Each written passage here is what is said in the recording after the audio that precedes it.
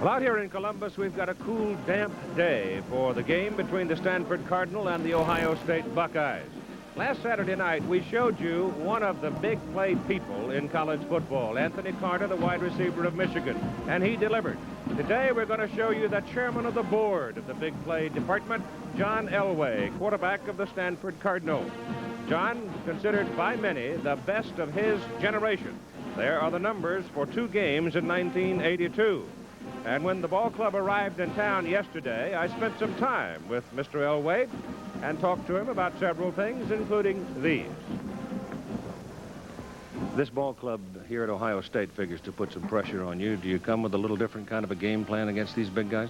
Well, they're a good football team. They've always been a good football team, and we spent a lot of time this week on pass protection. We're going to go a little more 5-step drop, a lot more timing stuff where instead of 7-step, which takes longer things to develop. So if we can, and we're going to move the pocket a little bit, sprint and roll and things like that, and just try to keep them off balance so they don't just lower their ears and come at us 100 miles an hour and don't have to worry about the run. So if we do that and keep them off balance, that usually takes a lot of pressure off the lineman. Dan Marino had a slow start. Herschel Walker was hurt at the beginning of the year. Young man at Miami, Jim Kelly, has a shoulder separation. Right now, it looks like the front-running Heisman candidates have to be John Elway and Tony Eason. Question, John, is there some pressure on you with this Heisman shadow hanging over your head? Oh, I don't feel any. I think I could if I really started thinking about it, saying, well, my goal is to win the Heisman Trophy. But in my case, that's not true. I want to do what I can to make this team win and get this team to a Rose Bowl and try to just put that in the back of my mind. I've been talked about the Heisman.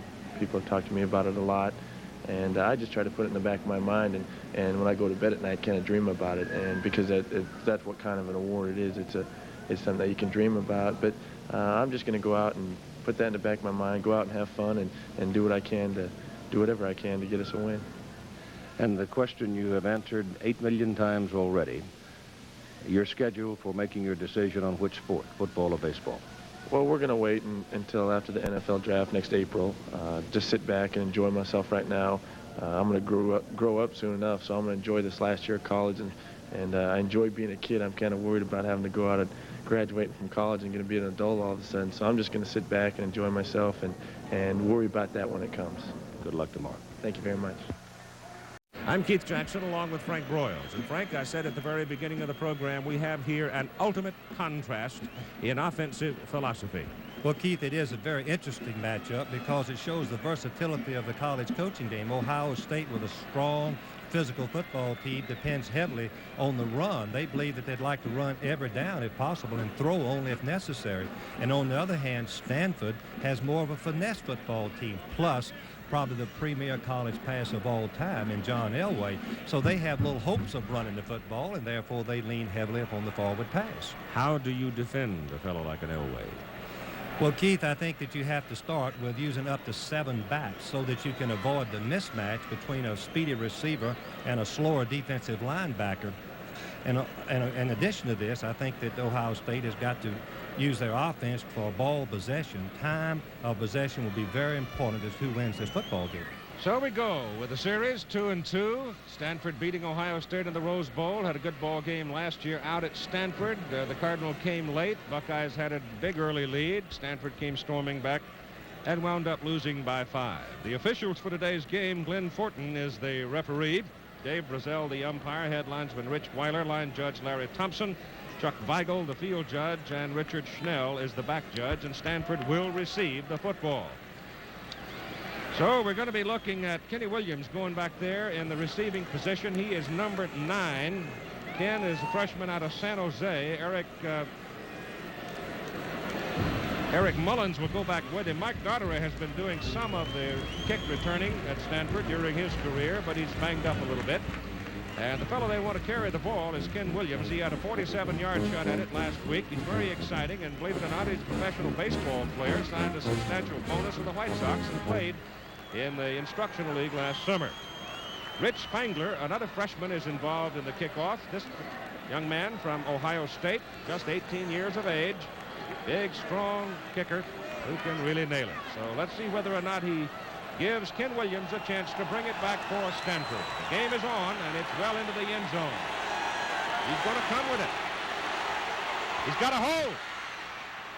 He's out to the 20. So the hole opened for just a moment, and then it closed at the 20 with John Elway opening at quarterback. John stands 6'4". Vincent White, on the other hand, stands only 5'8" at tailback. Greg Hooper, the fullback, a 200-pounder out of Sunnyvale. And the wide receivers are Emil Harry, a 6-footer out of Fountain Valley, and Mike Tolliver, the flanker. He is a 6-foot senior from Lancaster, California. So here's your first play of the ball game. Ball just outside the 20. They split their backs. And the first play is a pass. Elway swings it out to White. White's got a little room. 25, 27. And he goes out of bounds as Doyle Lewis, a cornerback, comes up to get him. The offensive front for the Cardinal. Jeff Deaton is a 265-pound tackle. Matt Moran is a 245-pound guard. Mike Tevis, the center, 250 pounds. Dennis Engel, a guard, 255. Chris Rose, a tackle, at 260. And the tight end, Chris Dressel, 6'4", 235. It's second down and 3 for Stanford at their own 27.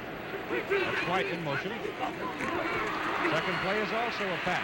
He hums it over the middle, and it is batted away. Slapped down at the line of scrimmage. Big number 55 got his mitts up there. Jerome Foster, a 258-pound defensive tackle. So it will be third down and 3, and here's another look at the play. Foster was first-team all-conference as a sophomore, but watch him get his hands up. One of the levels of applying pressure against the forward passer like Elway is get your hands up and deflect it. That's just as good as a defensive back knocking down, quite obviously. It's a good thing, too, because he had Tolliver in the crease. Open, third down and 3.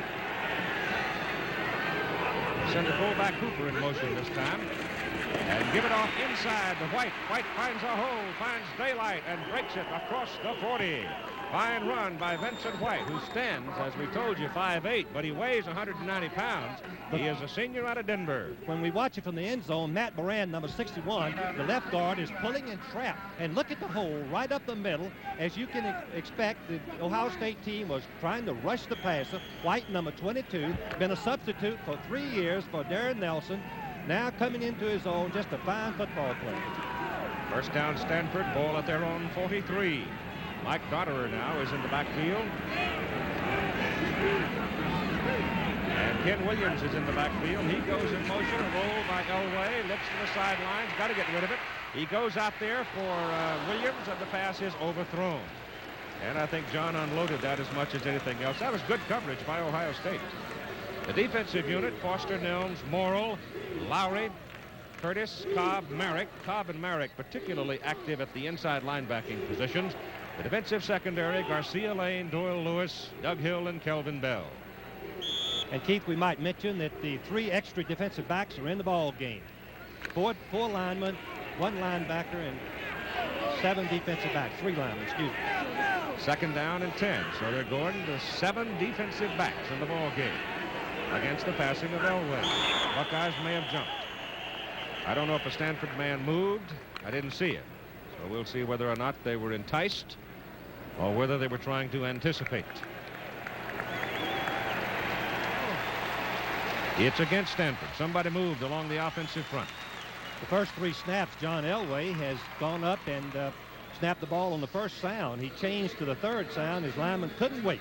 As we look at Stanford's passing offense, 375 yards per game in the comparison to Ohio State, 83 yards per game. We have illegal procedure on the offense. Still second down. And 15 as the ball is moved back to the Stanford 38. Harry and Tolliver come to the same side. White is back in along with Hooper. In the backfield, they go shotgun. First time in the game, and they go early with it, don't they? They're going to show Ohio State the shotgun here in the first quarter. Elway has some good protection. He's got White. He hits him at the Ohio State 40, and the Stanford Cardinal have the ball first down at the Buckeye 37. Keith, can I just comment? That's his cagier performance by White. He was going over the middle. And Elway, Foster number 55, is going to put a little pressure on Elway from the right of your screen. The big all-conference tackle. He's just pushing back Rose, number 62. Now the key to this play is White breaking back to the outside on a planned call. Richardson, number 21, couldn't cover it. So here's Stanford now, knocking on the door at the Ohio State 37.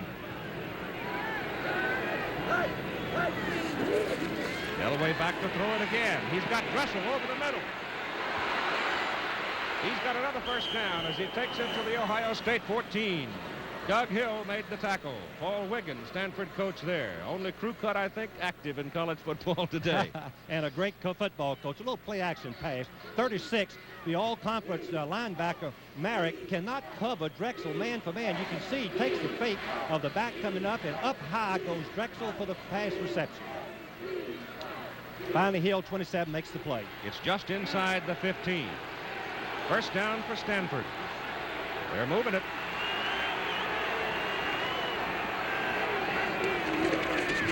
Pop it up the middle with Hooper, and Hooper is close to the 10. He got a little more than 4 on the carry. As we look at John Wiggins, just an outstanding football coach, really a man of dignity. Paul Wiggins, excuse me. He sends in at fullback Rob Moore, bringing a play. Rob is a senior out of Santa Ana, replacing Hooper.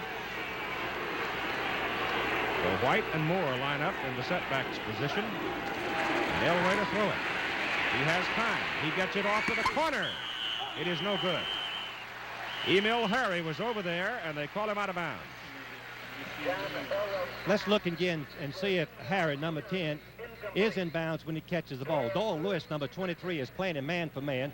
The ball is a little bit late. You can see Harry is open right now, but the ball doesn't get there until he gets close to the sideline. Now his feet are in bounds, but his knee is touching the, I believe his knee is touching the line. Looks like he's on the chalk. Yeah, official is right there on it. It is third down, and they need about 6 for a first down. Ball is at the Ohio State 10. Elway rolling it. He goes to the short man, and it's not there. The gain is down to the 8. And coming out of the secondary, really the outside linebacker, Orlando Lowry, had dropped off to cover and made the stop on Hooper, the fullback. And so Stanford has to go to the kicking team now, as the ball is sitting at the Ohio State 8. Mark Harmon, a junior, is the kicker for the Cardinal. The T is sitting back at the 15. They're one man short. So Hooper, the fullback, has to come in. He hit a 46-yarder against San Jose State. I guess it was. Off the right hash mark, 25 yards, hooks it up. Missed it.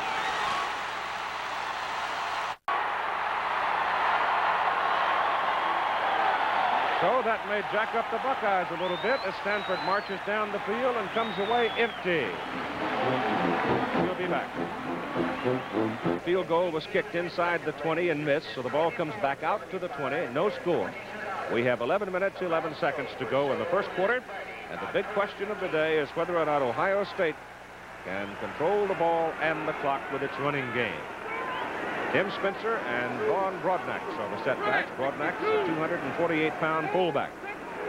Ball goes to Spencer. Cuts it over the right side and gets out near the 24.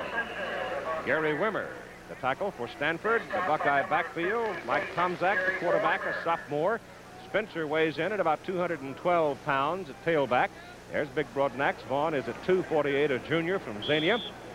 Gary Williams is a fine wide receiver at 6'2", and Cedric Anderson is the speedster at 5'10". Second down at about 7. The Buckeyes just over the 23. Stanford showing right now 4 down linemen in their defensive set. Ball is handed off to the big fullback, and there's his power. They are 2 backs with great leg drive, and particularly Brodnax as he just bowls his way across the 30 for the first down. The offensive front for Ohio State, bunch of big fellas. Bill Roberts, 268. Scott Zielinski at 248 at guard. Craig Pack, the center, at 242. All-American Joe Lukens at 262 a guard. Joe Smith, 266 a tackle. John Frank, the tight end, at 6'3", 217. First and 10 at the Ohio State 31 for the Bucks. Fullback, Kelly. Quarterback Tomczak keeps it, and he's out to the 37 before Wimmer, the inside linebacker, makes his second tackle for Stanford. You look at Earl Bruce. The Stanford defense lines up this way. Across the front, it's Berggren, Jackson, Mitchell, Veris, Bates, Soderlund, Wimmer, the 4 linebackers. And the defensive secondary, Kevin Baird, Eric Price, Charlie Hutchins, and Vaughn Williams. And it was Hutchins who got burned last week for the San Jose win. Joe Lukens, the All-American, got hurt, and he's coming out of the ball game. He's just got shaken up for just a little bit. Jim Lachey, big sophomore, 262, goes in to replace him. It is second down and about 4 for Ohio State, up on the 37. Long count to Tim Spencer up the middle. First down, Buckeyes, as he hammers it out to the 42. Brought down by Garen Veris, a sophomore who is a native Ohioan going to school at Stanford. 6'6", 250 from Chillicothe. What we're seeing is the traditional Ohio State style of play, just power running, using the big offensive running backs, Broadnax and Spencer, right up the middle. Stanford's going to have to do some gambling on defense. They're going to have to overpopulate that line of scrimmage. And the first play, the first down play, is a very important down for a ball club like Ohio State. From the 42, first down.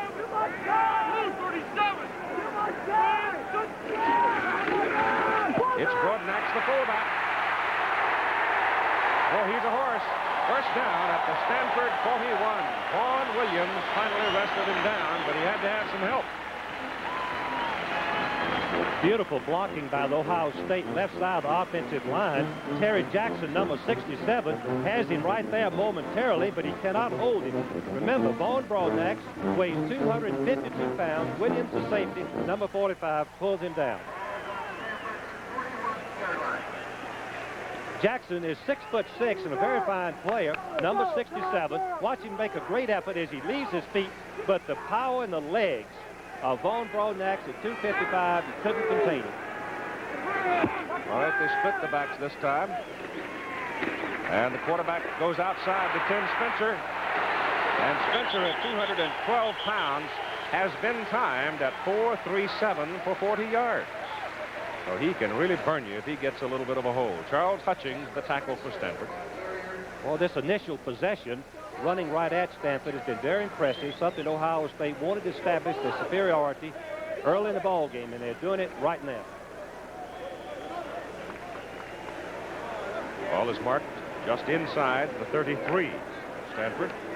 It is second down and 1. About 1.5. That's Spencer. Well, I'll tell you one thing, Frank. If Price, Eric Price, number 27, doesn't lock his legs, he might have scored. He got a first down. Now, let's check in with our colleague Tim Brandt. Find out about the injury to Joe Lukens.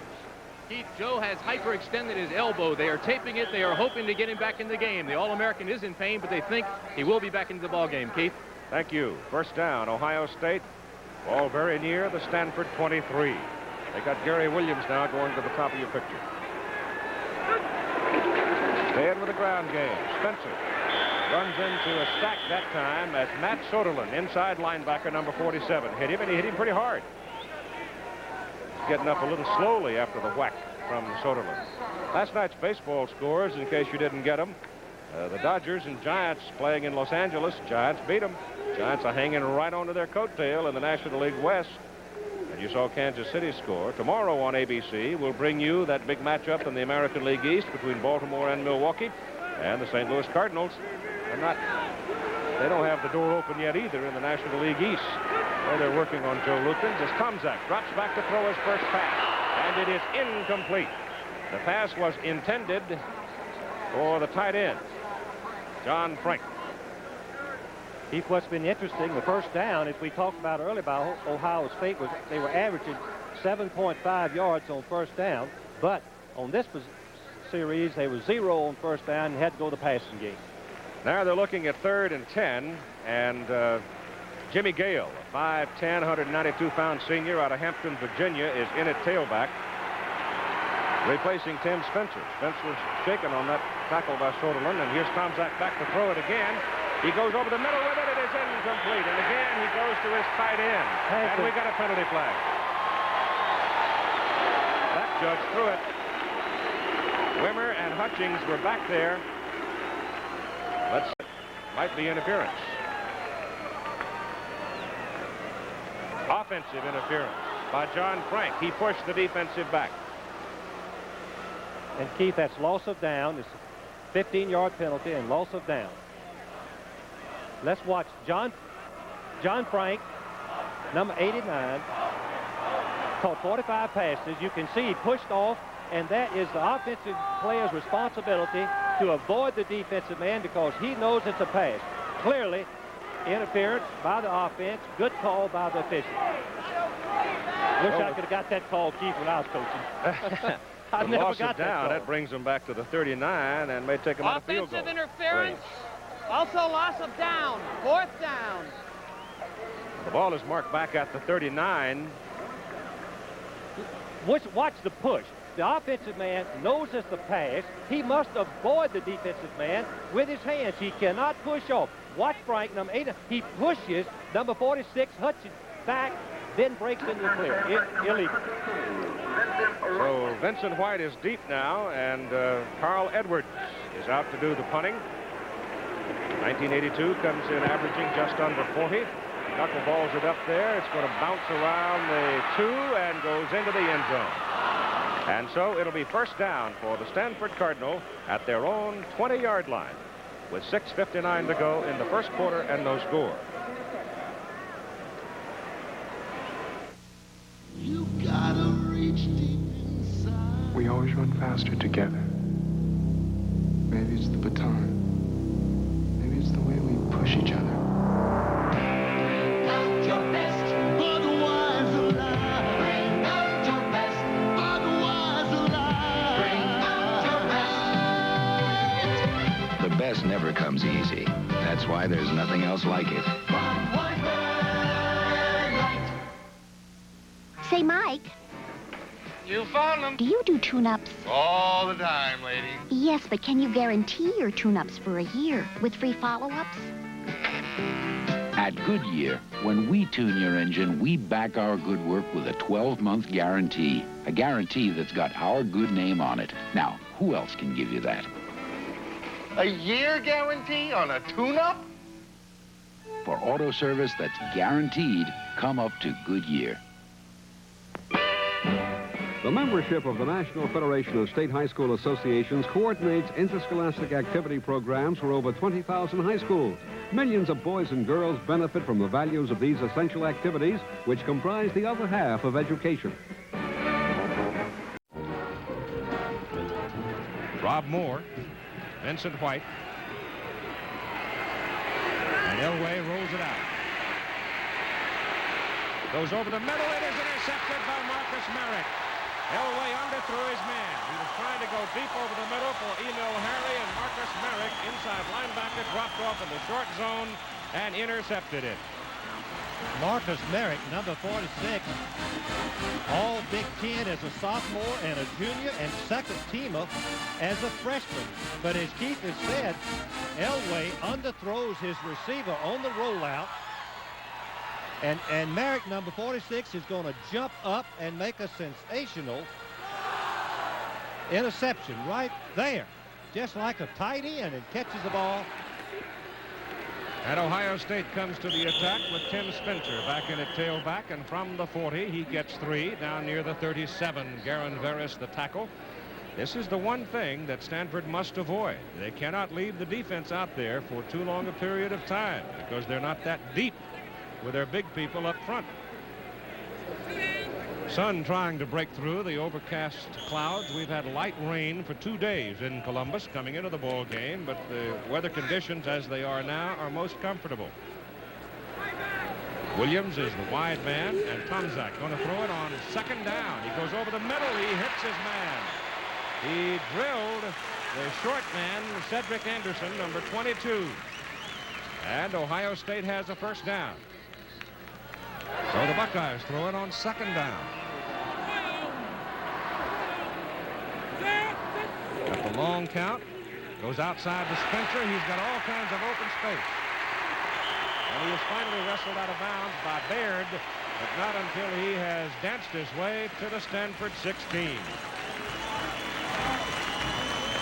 The option play can really hurt a defense when they're in man-to-man. The cornerback on the left side, Baird, didn't know it was option play, was playing pass, no support, and a good game for Ohio State.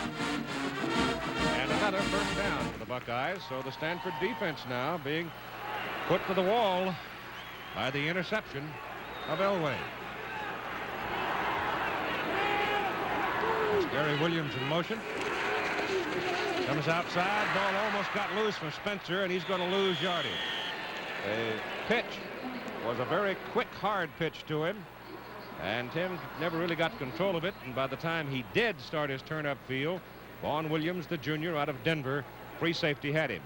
So the loss is back to the 20. Keith, what we're seeing is Tomczak, the quarterback, on most of his plays is coming all the way over to the sideline, and Coach Earl Bruce is telling him to play rather than signaling or substituting, something I've never seen before. Well, it shortens up your time on the 25-second clock. It does that. He's going to throw it. He's got his man over the middle. No, didn't hold it. Didn't hold it. John Frank had it in his hands, and when he went down, he didn't control it. My goodness, he had him open, too. I talked to his dad last night, and he was so proud to be coming here to watch his son play, and I imagine that his heart sank on that one because he was right there. The ball is perfectly thrown down the middle, and Frank has excellent hands, but I think Williams, number 45, who made all Pac-10, is going to knock the ball loose. And he never really had it. He sort of butterfingered it the whole time. So it is third down at about 14. Double wide now, top of the picture. Tomczak draw up the middle. He gets it back to the 14. And Gary Wimmer, senior out of Boise, Idaho, to make the tackle for Stanford. So now the Stanford defense tightens up a bit, and they force Ohio State into a field goal circumstance on fourth down. The ball just inside the Stanford 15. Rich Spangler, 1 for 2 in 1982. And they're going to put the tee down very near the 22. So it'll be a 32-yard field goal try for Rich Spangler. Gets it straight away, and he's got it. So the Buckeyes capitalize on the interception and get 3 points to take the lead 3-0 with 4 minutes and 22 seconds to play in the first period. We are USA 1. And number 1 is taking charge in high technology with new generation Chevrolets like Celebrity. A shape so aerodynamic it can cruise at 50 miles per hour using less than 12 horsepower. Taking charge with new trucks like the 4x4 S10 and S10 Blazer.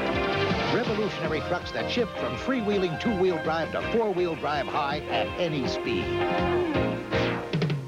Number 1 is taking charge with state-of-the-art production techniques in Chevy Cavalier. A high-quality 5-passenger car with new high-compression electronic fuel-injected performance. Chevrolet is taking it to the streets.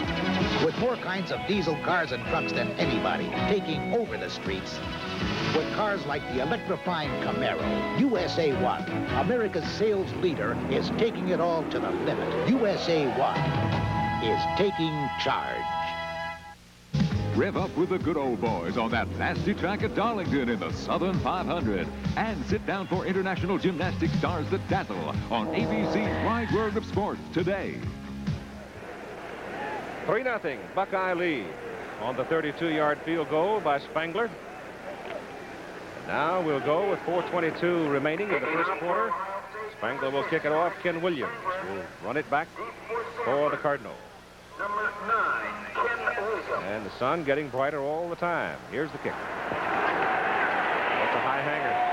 Way back there, Williams. He's going to come. Oh, my goodness.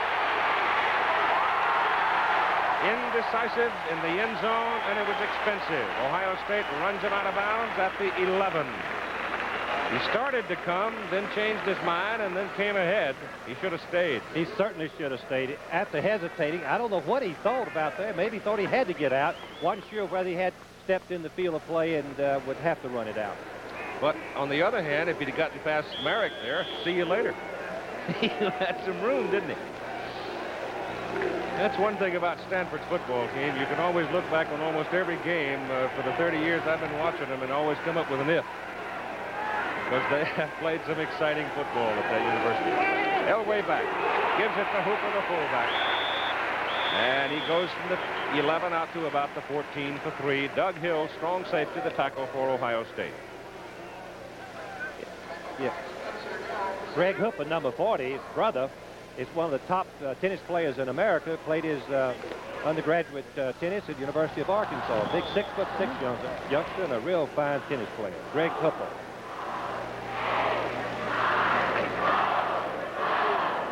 Harry and Tolliver go wide. Bob Moore is in at fullback for the Cardinals. 2nd down and 7. Elway back. Swings it out to Vincent White. And he dances around in there and works his way up to the 20 before Jerome Foster, big tackle, retreats to get him. Jerry Foster, number 55, really has that intensive effort, makes an intensive effort to rush the pass all the time. Look, he sees as he fights through 2 players to get back there, then he sees the screen. He retreats back and gets involved in the tackle on White, number 22. That's a great effort. The reason he's been all-conference 2 years in a row. 3rd down, and they need just a little over a yard for a 1st down. And they line up tight this time. White. He'll be close. Marcus Marek, number 36, a linebacker, came in over the top of the stack and may have sealed him away from it. It will be close. He did not make it. I don't believe he did.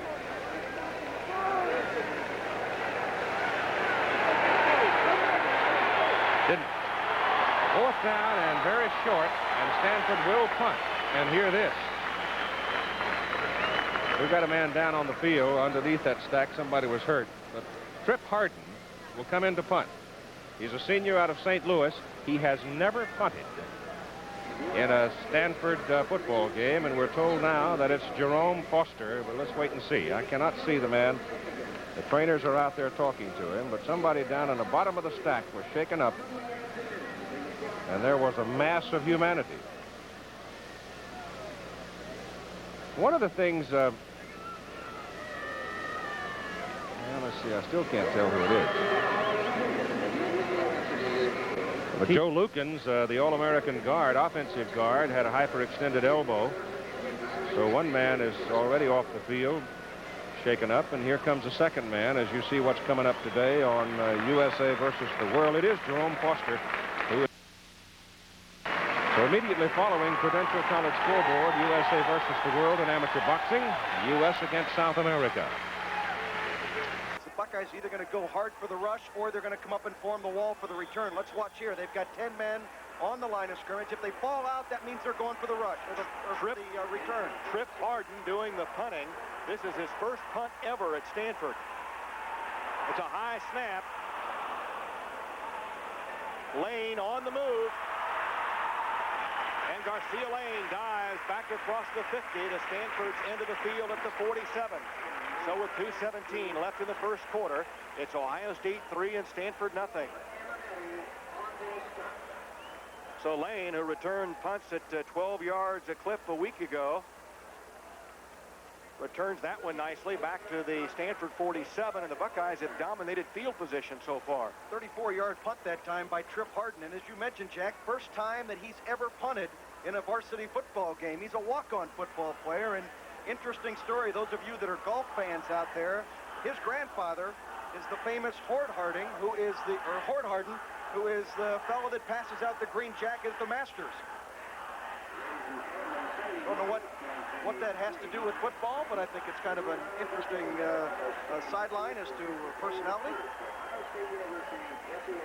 Buckeye offense led by Mike Tomczak has averaged 344 yards per game so far this year.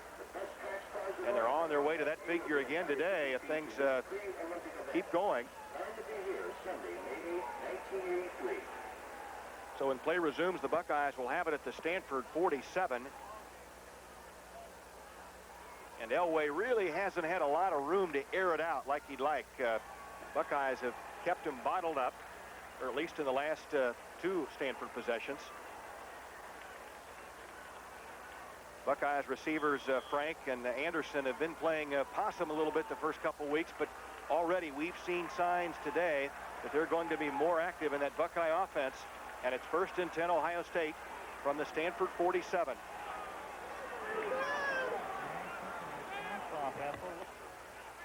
This is Jimmy Gale skirting right end. Out of bounds at the 38-yard line. Vaughn Williams on the tackle. Mike Tomczak, the quarterback, checked out of that play because the cornerback was blitzing bottom of your screen. They go to the closed side of the field with Jimmy Gale, and the line does a great job at just sealing off that Stanford defensive front.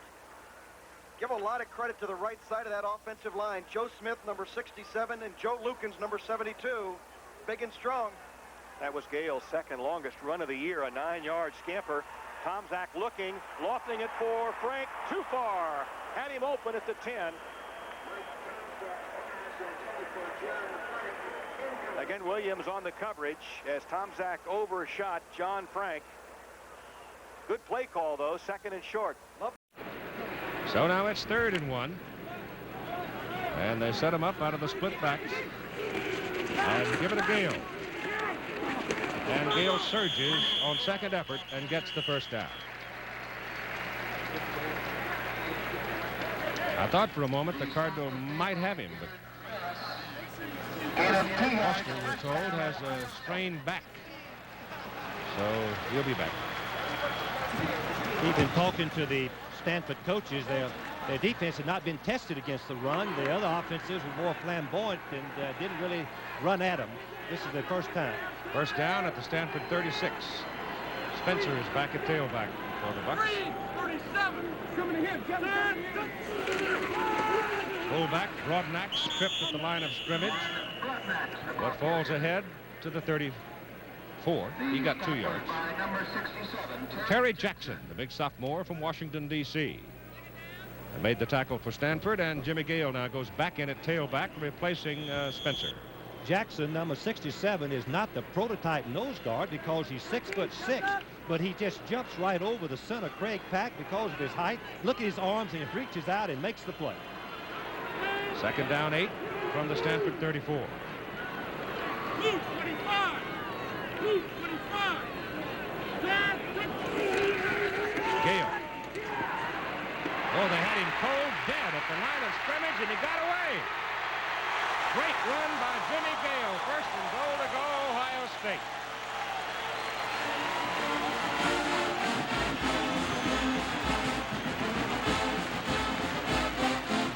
Watch Gale. Long runs just happen. They aren't planned. They are the effort. Usually they're the effort of the ball carrier. As you can see, Gale is just hit for no gain by 3 Stanford players. But one of the Ohio State blockers keeps his feet working and opens up the little hole. And Gale makes a big run down to the 7-yard line, 8-yard line. 26 yards he ran after being stopped dead.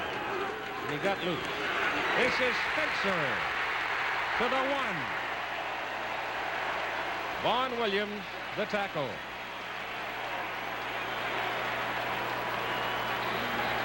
Lukens is back in there, as you can see in the big number 72. Spencer now has carried 9 times for 44 yards.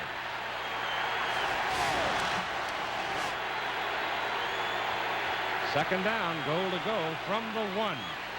As time expires in the first quarter of play. Ohio State leading 3-0 and on the verge of getting more. Crowd coming up, anticipating touchdown as Ohio State has the ball. Second down, goal to go at the Stanford 1. The opening play of the second quarter. It was a 26-yard run by Gale that set it up. Spencer goes in motion. They give it to Broadnax. The big fullback pounds it in there. Touchdown, Buckeyes.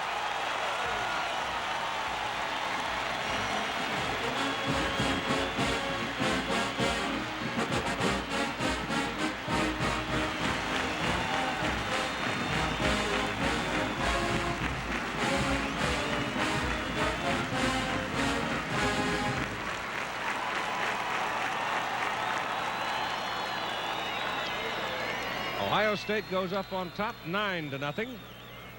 7 plays. They went 47 yards. Here's the extra point try by Spangler now.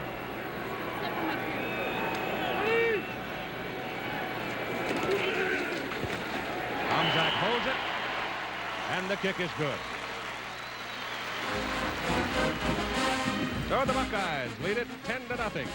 Stanford having a pass intercepted for one mistake. The indecision by Ken Williams coming out of the end zone was knocked out on the 11-yard line. So a couple of mistakes for the Cardinal, and Ohio State's got 10 points. As we look at the touchdown, watch the offensive line surge forward and make it very easy for Broadnax to go right up the middle for the touchdown. That's right, the heart of the Stanford defense. Good blocking, good running.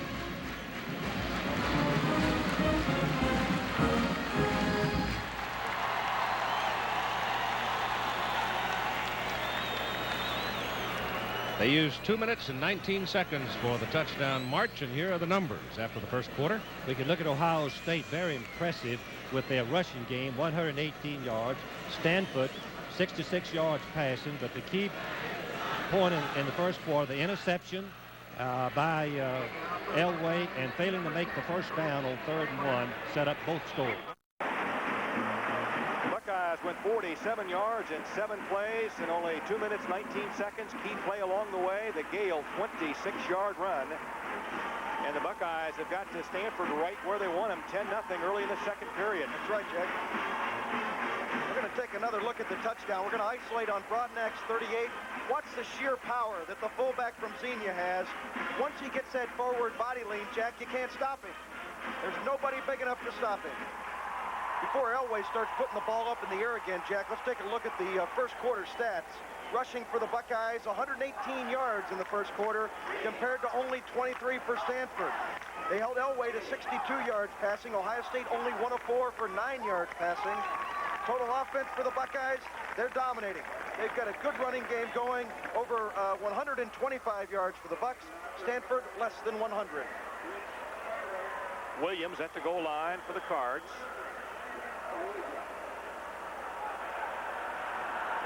Spangler sending it toward the goal, and for the 3rd consecutive time, about 5 or 6 yards deep in the end zone. You think he learned his lesson? I think Paul Wiggin had a little father-to-son talk after that one episode trying to come out of the end zone. Spangler, number 10. Well, Jack, you know what kind of kickoff that was, don't you?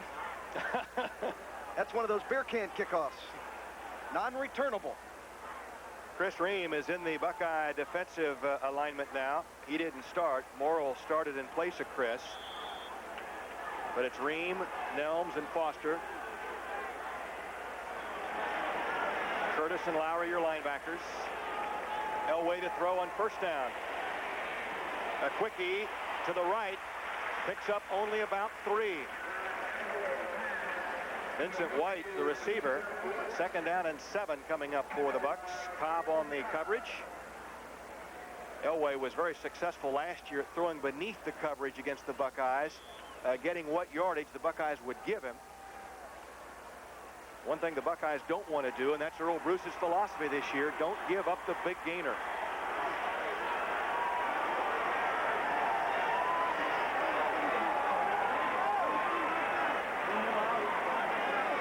Second and 7, Elway to throw, being chased by Curtis, and he throws it away up the right side. Nice catch by the policeman at the edge of the Buckeye track. Jerome Foster was after him, so was Kurt Curtis. Well, there was no question what John Elway was trying to do. He's trying to throw the ball out of bounds. So John Elway doesn't miss very many. He's tossed at least one touchdown pass in 23 of his last 24 football games, Jack. That's consistent football. Good play by the quarterback that time. There was a receiver in the area, but Kurt Curtis and Foster were just bearing down on him, and there was no out. I think it was Elway's father who kept him from the end zone, passing a year ago in that game. That's right. Out of the shotgun, this is Elway to throw on 3rd and 7. He dumps it short. It is complete to Hooper, the fullback, but the play only nets about 1.5 yards, and it's 4th down for the Cardinals. Boy, listen to the fans. They're loving it. They have not seen a pass defense out of the Buckeyes in about 14 months. Last year it was putrid. This year, they're doing great. They are ranked number 3 in the United States in pass defense. Last year, they were 2nd from the bottom. Garcia Lane at the 40. Harden at the 10 to take the snap. It's a very high kick, a good one. Backing Lane up to the 33, and he's met right away. So the Buckeyes will start. 13 minutes, 23 seconds left in the second quarter. The Buckeyes lead Stanford 10-0.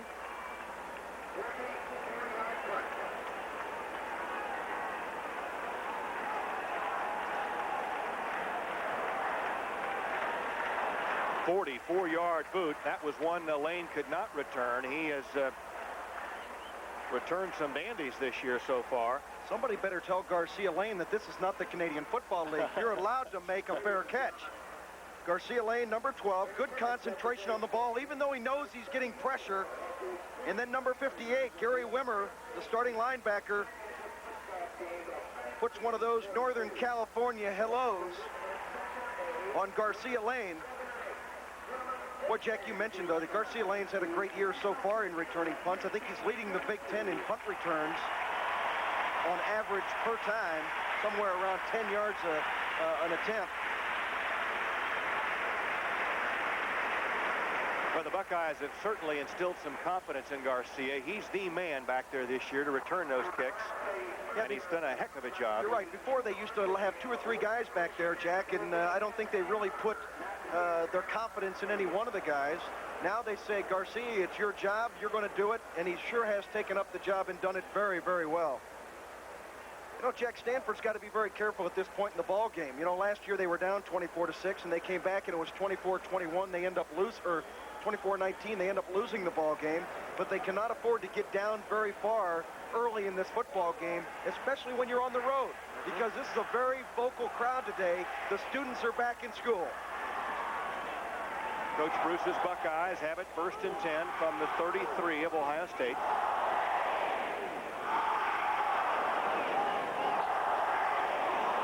There was a fumble. Let's see who got it.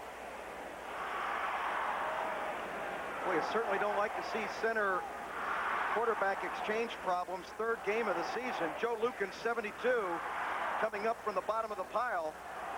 I think he's the fellow that came up with the football. Now that's a wasted play. Now it's going to be 2nd down and 10. Jimmy Gale checking into the ball game, Jack. Notice Mike Tomczak's being forced to audible very much at the line of scrimmage again in this ball game. That means that Stanford's showing them a couple of looks that they either were prepared for, and so what they want to do is change to a better play. Let's see what happens here. Buckeyes lose a yard in that play. 2nd and 11. Gale was in motion left. Tomczak was looking short for Gale. Now has to eat it, and down he goes. Darren Varus was in there on top of Mike. And the Buckeyes are faced with a 3rd and 11 situation. Well, there were only 2 receivers in the pattern that time. Gary Williams and Cedric Anderson were running fly patterns straight down the field. The outlet man was Jimmy Gale, but he was covered on the sidelines. And I think Mike Tomczak made the best decision there, Jack. Just eat the football instead of throwing an interception. Actually, it's a 3rd and 13. Buckeyes just across their own 29. Must reach the 42 for a 1st down. Tomczak firing for Williams. He caught it at the 49, and he may have been bumped before the ball got there. It's going to be interference against number 27, Eric Price. Oh, Gary Williams makes the acrobatic catches every time he's out here. Mike Tomczak, great poise, stands in, delivers a frozen rope to Gary Williams. Contact was made before the ball got there, but Gary Williams still held on. And certainly Ohio State will decline the penalty and take the first down. Well, for Gary Williams, that catch in the ball game, as you see it at that level, continues his streak. That's 39 consecutive games that Gary Williams has caught a football for the Buckeyes. First and 10, Ohio State from the 49.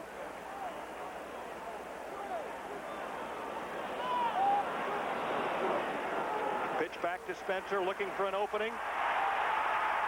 Inside the 40. Vaughn Williams bear hunting, but it's a first down, Ohio State.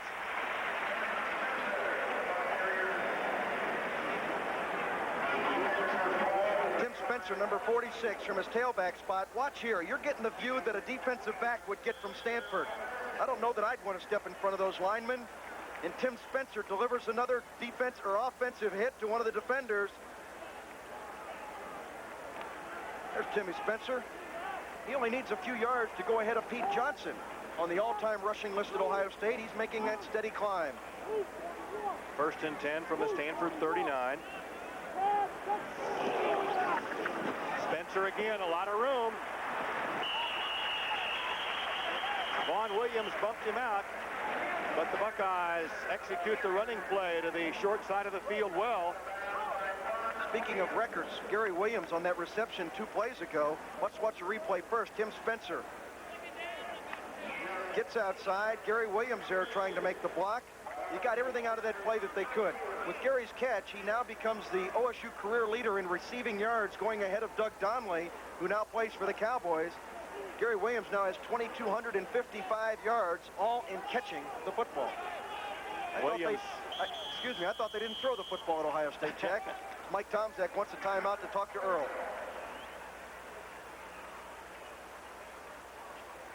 Well, the Buckeyes asked for a timeout as Mike Tomczak meets with Earl Bruce and the rest of his brain trust on the sideline. 2nd and 2. Buckeyes don't want to make a mistake, that's for sure. They've got 3 timeouts in the half. Under 11 minutes left in the second period, and the Buckeyes elected to use one. The ball was on the near side of the field, just 15 yards or so away from Earl, and the Buckeyes said, let's talk it over. That's always fine to take advantage of that, especially when you're leading a football game, and you certainly don't want to have an error. You know, Jack, other than the first drive of the football game that Stanford took the ball all the way down and ended up missing the field goal, the Ohio State defense has just totally dominated this football game. Tim Spencer, number 46 on the day, 11 attempts for 64 yards, and there's still 10 minutes and 50 seconds to go here in quarter number 2. Well, that figures up to about a 190-yard day for Tim. Well, if he keeps going at that pace, it certainly could be that. They feel very confident in their running game, and I can understand why. They've got some big, tall, strong, and quick offensive linemen for the Buckeyes this year. Scott Zelensky, number 74, making the start today in place of Mike Palinuk. Zelensky injured in fall practice, was not able to start the opener against Baylor, but he's back in there at his starting position. 6'4", 248, a sophomore. He'll be back for some more. His buddy beside him, William Roberts, number 70. He's only 6'5" and 270, and he'll come back next year. 2nd down, 2 from the 31. Spencer fumbling, and Barras recovers for Stanford at the 42-yard line. On the play, they were pulling the backside tackle and guard, both William Roberts and Scott Zelensky, 70 and 74 respectively. Garen Barras, number 80, coming up with the fumble recovery. Watch here, inside handoff to Spencer and Barras, or excuse me, I'll try and get that number for you. Barras comes up with the fumble recovery, but one of the Stanford players just put his fist right through the ball, and now Stanford has a break. 1st and 10, Stanford from the 42. Swings it out to White. And the Buckeyes finally corner him across the 45-yard line. Play picked up about 5. Doug Hill came up to meet White. Glenn Cobb helped out. Vince White had 20 receptions coming into the ball game, as I mentioned, leading the country in that department. He's already got 5 catches today. A lot of them are swing passes, but they're very effective. Why run the sweep if you can get 5 or 6 yards or maybe a big one on that swing pass? That is Stanford's sweep. That's their version of the sweep. Throw the ball out to the tailback.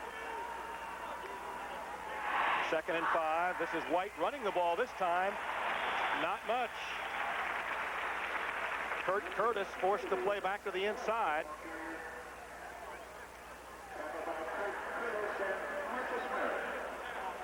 Well, Vince White's not a very big football player. 5'8", 190 pounds. Coming into today's ball game, he'd only carried the ball 23 times for 113 yards. But receiving, as I mentioned, 20 catches for 276 yards. He's been a part-time player last 3 years at Stanford, but is among the top 6 or 7 at Stanford in receiving and rushing the football. And Elway asked for a timeout as he saw something he didn't like. It was a big 3rd and 4 play. You see John Elway, number 7, having a discussion with his wide receiver, Mike Tomczak, number 26. Apparently somebody wasn't lined up correctly, or he looked across the defensive secondary and saw an alignment that he didn't think was going to work. There you see the offensive coaching staff headed up by head coach Paul Wiggin, fellow in the white shirt, the tall one with the very short haircut. Great guy. I remember meeting Paul Wiggin last year as we went out to Stanford, spending some time with him. Very personable guy, but I guess from what I understand, when it comes close to game time, he puts his game face on and he's ready to play. Cardinals have been 6-5 and 4-7 last 2 years under Wiggin. You know, we mentioned that John Elway has thrown a touchdown pass in all but one game since he started at Stanford. That game came against San Jose State. His father, Jack Elway, is the head coach there. They lost to San Jose State last weekend, and 2 years ago, or last year, they also lost to San Jose State the week before the Ohio State game. You know, but John Elway has just been very, very consistent. He's had 200 yards or more passing in 21 out of 24 games that he started. So just has been very, very consistent for these guys, and they really count on him to come through with a big football game. Elway has netted over 6,000 yards passing at Stanford. 2 timeouts left for both teams here in the half. 9:21 to go. 2nd quarter, 3rd and 4, Stanford. The pass is complete inside the 50-yard line. Rob Moore caught it. Hill on the tackle. Rob Moore, a reserve fullback in the game, number 33. You're going to watch ground level. John Elway sprinting out. This is a tough pass for a right-handed quarterback to throw. But Moore finds himself wide open until number 27, Doug Hill, comes up and finishes him off, and that's going to be a first down, Jack. Oh, it seems like they got their train moving again. John Elway is getting hot. 1st and 10, Stanford from the Ohio State 47. Elway threw it into the ground. It was intended for White in the left flat. You don't think John Elway thought it was baseball? That looked like a sinker to me. Yep, he's one heck of a right fielder. Got a shotgun arm in baseball, and he's got one in football as well. Hit over 300 playing for the Yankees Class A farm team in upstate New York this past summer. 2nd and 10, Stanford from the Buckeye 47. After a fake to White, Elway firing down the middle. A tremendous catch by Harry at the 26-yard line. Anthony on the tackle, but an outstanding reception by Emil Harry. Emil Harry, number 10, lines up as the wide receiver. Watch here as Elway threads the ball right over top of Marcus Marek's hand. That ball could only be one place, and that's where he put it, right on the spot. If he underthrows it, it's intercepted by Marek. If he overthrows it, it's an incompletion or intercepted. Now the Cardinals are on the move. They get the ball 1st and 10 at the 25.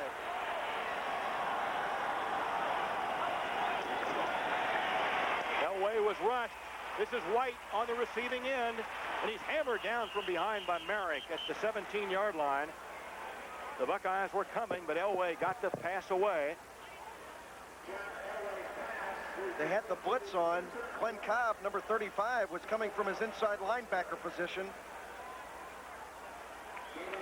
Going to be very close to a first down. It's going to bring up second down and a yard to go.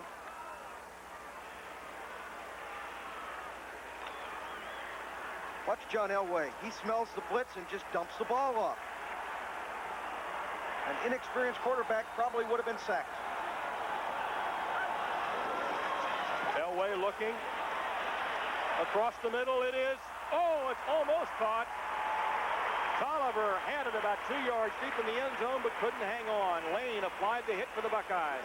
You won't see Tolliver drop too many footballs either, and that's what John Elway's saying to himself. I can't believe it. Watch the force that John Elway puts behind his football. Hello, all his body right into the ball. And again, that ball is perfect. That is right on the spot that it needs to be. And Tolliver just cannot hold on. You remember the acrobatic catch he made a year ago?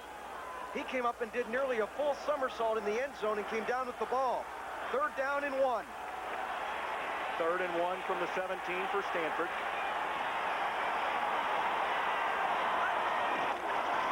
This is White. White nudging forward for about 1.5 yards. 7 minutes and 34 seconds left in the second quarter. Buckeyes 10, Stanford nothing. It's a first down for the Cardinals at the Ohio State 15. There's Hooper heading to the sideline. Stanford's not doing bad on 3rd down conversions. That's 3 out of 6 times, 50%. You've got to make those 3rd down plays if you expect to win a football game. Here we go, Jack. Rob Moore and Vincent White are your Elway. Being chased by Cobb. And he's forced out at about the line of scrimmage.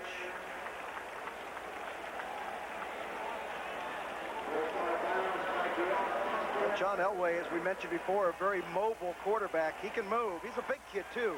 6'4", 202 pounds. There's Paul Wiggin on the sidelines.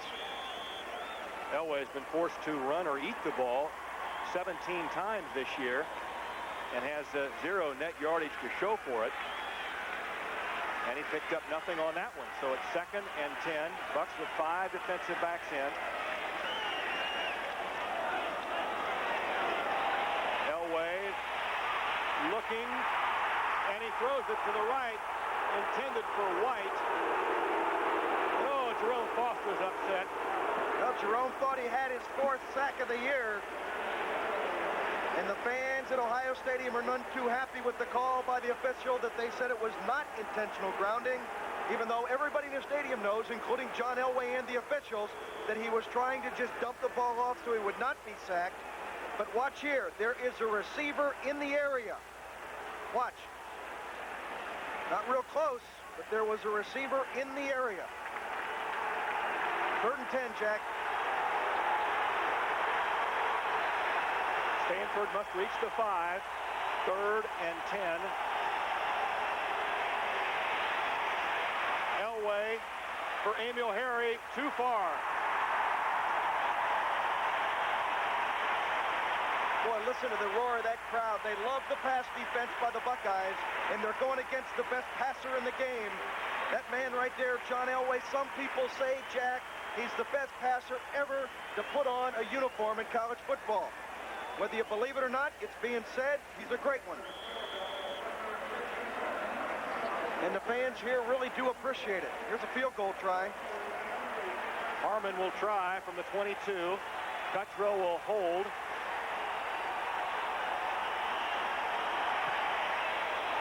Harmon misses to the left. He's missed 2. He missed it.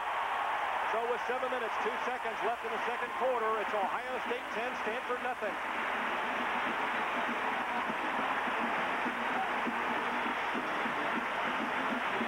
So the Stanford field goal kicking game has really hurt them so far, Jeff. They've come up empty-handed after getting the football down inside the Buckeyes' 20-yard line twice. And those are not tough ones to make. They say that Harmon is their best candidate other than John Elway to be an All-American this year. Harmon is hooked too hard to the left. He just seems to be missing the football, not getting a good spin on the ball because he's not getting the end over end. Watch Harmon, number 8. See what his reaction is after he makes contact. He looks good to that point. He knows right away. Didn't hit that very well. Just bends over and he's going to head on home.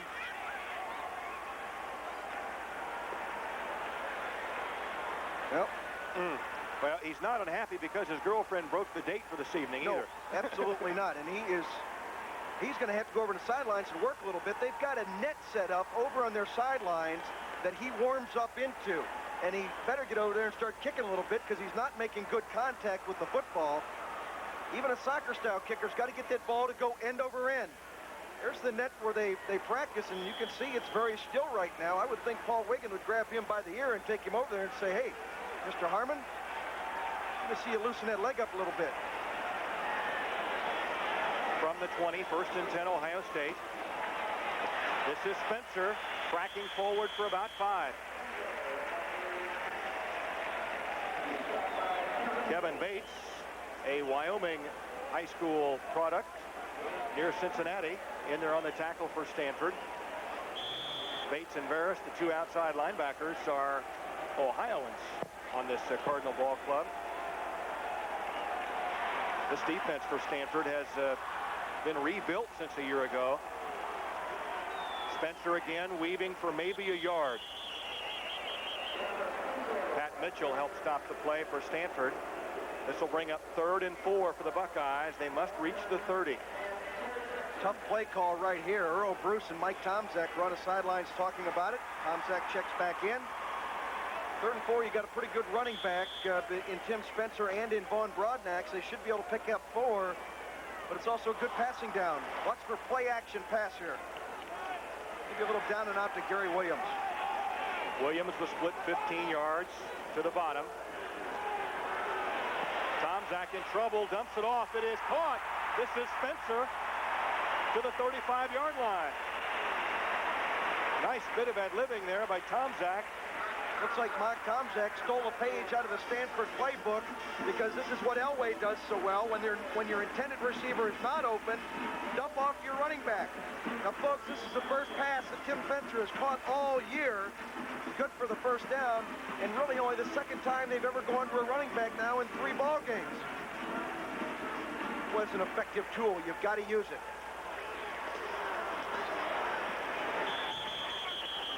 And the Cardinals sniff out that running play as the Buckeyes moved it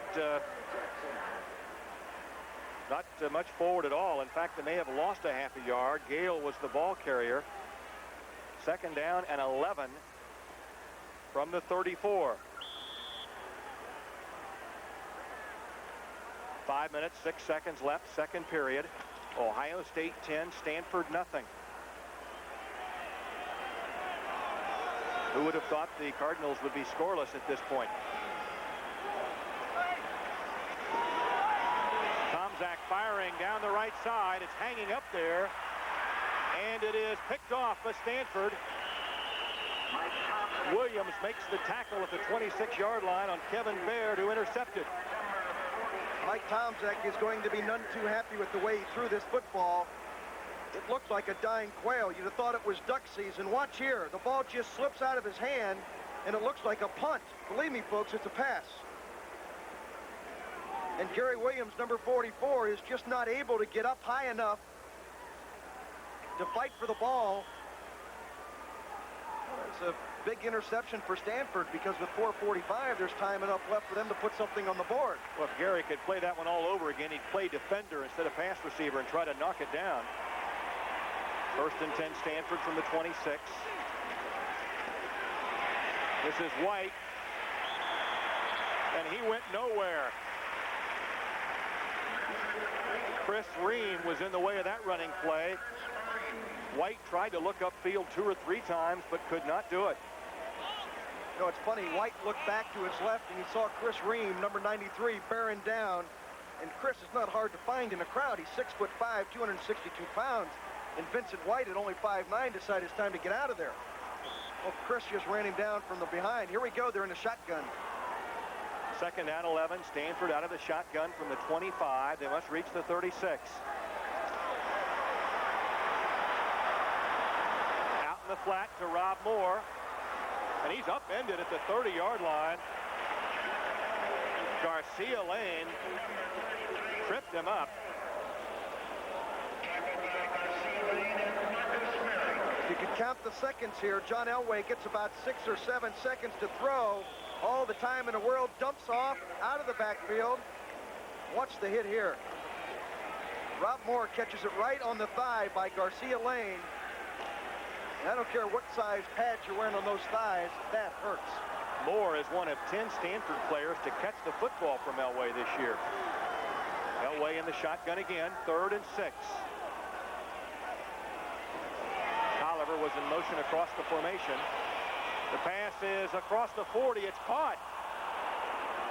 Well, Garcia Lane isn't arguing. Flag down on the play. Vincent White hauled it in.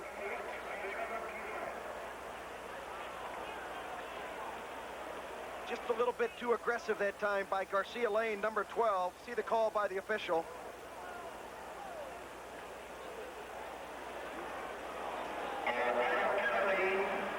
Interference against the offense. John Elway out of the shotgun, looking for Vincent White, number 22. Watch the timing. He can't touch him till the ball gets there. Good call by the official. First down for Stanford. 3 minutes left, second quarter. 1st and 10 Stanford. Ball at the 43.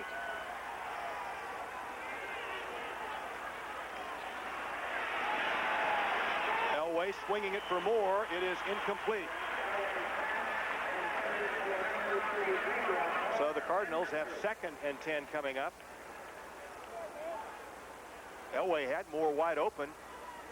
I'm sure John would say that's one of the poorer passes he's thrown this season. That's right. Well, what they did that time, they sent their wide receivers deep on fly patterns, and then Moore and White, the running backs, both decided to flare out. And now John Elway's got 2 options. Either go to one running back to the right or go to the left. Made the right decision, found the guy that was open but didn't hit him. That'll bring up 2nd and 10, Jack. 2nd down, 10. 2 tight ends are in there now for the Cardinals as Elway fires down the middle. Nearly picked off by Merrick inside the 30-yard line. That pass was miserably underthrown by Elway, and it's 3rd down coming up. Well, again, great pressure by the interior line of the Buckeyes. Kurt Curtis, number 11, along with Jerome Foster, putting on a good rush. There's Mr. Elway. Going to have a 3rd and 10. Moore checking in with the play from Paul Wiggin. 2 minutes and 42 seconds to go, first half. The Buckeyes lead it 10-0 over the Stanford Cardinals.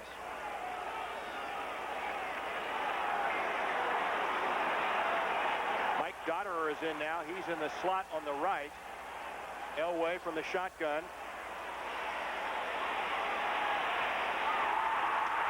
Oh, what defense by the Buckeyes. Chris Ream, outstanding defensive play. Well, that's 2 times that it's done by those big defensive linemen. Here comes the punt block. Harden inside his 30. Beautiful spiral, carrying back inside the 15. Lane looking for a block. Gets back to about the 11-yard line. So with 2:25 left in the second quarter, it's Ohio State 10, Stanford nothing.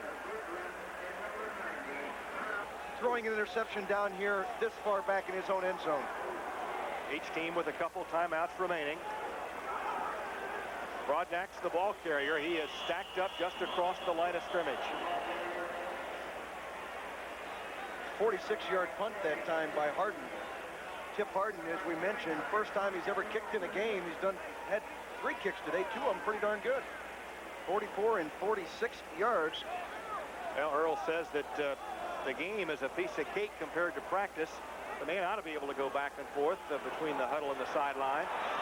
Spencer to the outside for about 4. It'll bring up 3rd down. 1:40 left in the second quarter. Matt Soderlund on the tackle for Stanford.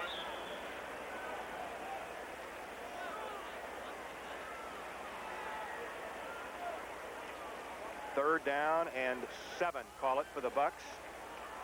They must reach the 22. We near the 1-minute mark.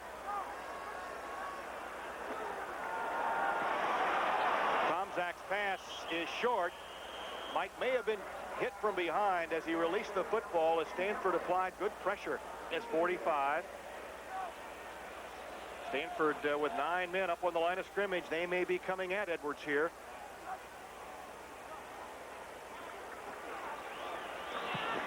Buckeyes held him out pretty well. End over end kick. He gets a great roll. And that ball just continued to hippity-hop along like a bunny rabbit. And Stanford is backed up at their own 23 with 51 seconds left in the second quarter. Ohio State 10 and Stanford nothing. That punt by Edwards hit on about the 46 and bounced all the way back down to the inside the Stanford 23. So instead of Stanford having the ball up around its 45, 50-yard line, if they had an extra man back there to catch it, they're sitting back at the 23. And you've got 51 seconds to play in the first half. Elway working out of the shotgun. He has time. Now he runs out of time. He's got to scramble some. He gets it off. And it is batted down and almost. Is it intercepted? It was. Yes, it was. It was deflected and intercepted by Ohio State. I think Foster intercepted that ball. Well, Glenn Cobb is going to make a sensational play. The little linebacker who's had such a fantastic career. As the rush is on Elway, and he has to scramble, and he really throws the ball too low. He's got a man open. So watch 35. Boom. Cobb knocks it up in the air. The tip drill now. Everybody breaks for it. This is something you work on in practice. He catches it and throws it up in the air. And then let's see. Jerome Foster. Foster gets the ball. How about that? Ohio State goes to the air. The pass is complete to Cedric Anderson. And he is double hammered as he makes the catch down inside the 15. At the 13. It's a first down for Ohio State. The ball at the Stanford 13. Timeout. Stanford defense being tested one more time. 35 seconds to play in the first half. Second interception of Elway in the ball game. Cobb tipped it. Foster caught it. Cobb tipped it actually twice. That's right. First down, Cardinal 13 for the Bucks. Tomczak back. As all day, throws it away. Threw it in the seats. He threw it right over the head of John Frank, his wide receiver. He looked at Williams in the left corner, well covered. And you see John Elway there. The play comes in now. Well, that's the quarterback. Tomczak has come back across and then runs back into the huddle. So he's going to run about 600 yards today.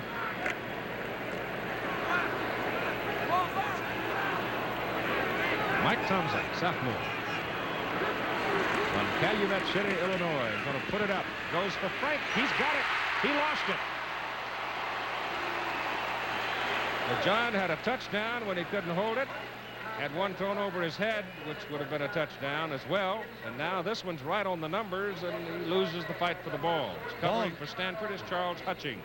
Charles Hutchings, number 46, makes a great play. But let's see what you people think at home if he doesn't hold the ball long enough to be a completion. No, he never does have it. It's moving around all the time, and Hutchings, number 46, keeps stripping the way, and the ball finally pops out. So it is third down. Ohio State at the Stanford 13. 23 seconds. They take it up the middle. Plays inside the 10 down to about the 7 with Tim Spencer, the tailback. And time call by Ohio State, stopping the clock with 16 seconds to play. And that's the last timeout for the Buckeyes. Oh, boy. Frank, I'm of the opinion that the Stanford defense has played pretty well. They have not had a whole lot of help as yet from the offense. National League Baseball scores, Phillies and Mets even at 1 in the third, and the Padres leading the Braves 2-1 in the second. Braves winning last night, Dodgers losing to the Giants. The Braves and Giants are right there, 2 games and 3 games back. But to go back to the Stanford defense, I think they've played pretty well. I do too, Keith. I would guess that the Stanford coaches would feel that they could expect that this kind of play out of the defense, they'd be leading at halftime. But the offense has turned the ball over, mishandled the punt. A few things like this has given Ohio State the opportunity, and they capitalized on twice and look for the third right here. It is not wet. We had a very light rain shower this morning, but this is a particularly good turf. It's artificial surface, and no one seems to be having any trouble handling the ball nor slipping. So even though it is a gray overcast day, it is not wet. Now here's your field goal try for Ohio State on 4th down. Rich Spangler has hit one from 32. And this one is marked down at the 14. 24-yarder is up, and it is good. So Ohio State has been able to exercise the opportunities presented them or manufactured for them by their defense. And with 13 seconds to play, they extend their lead to 13-0.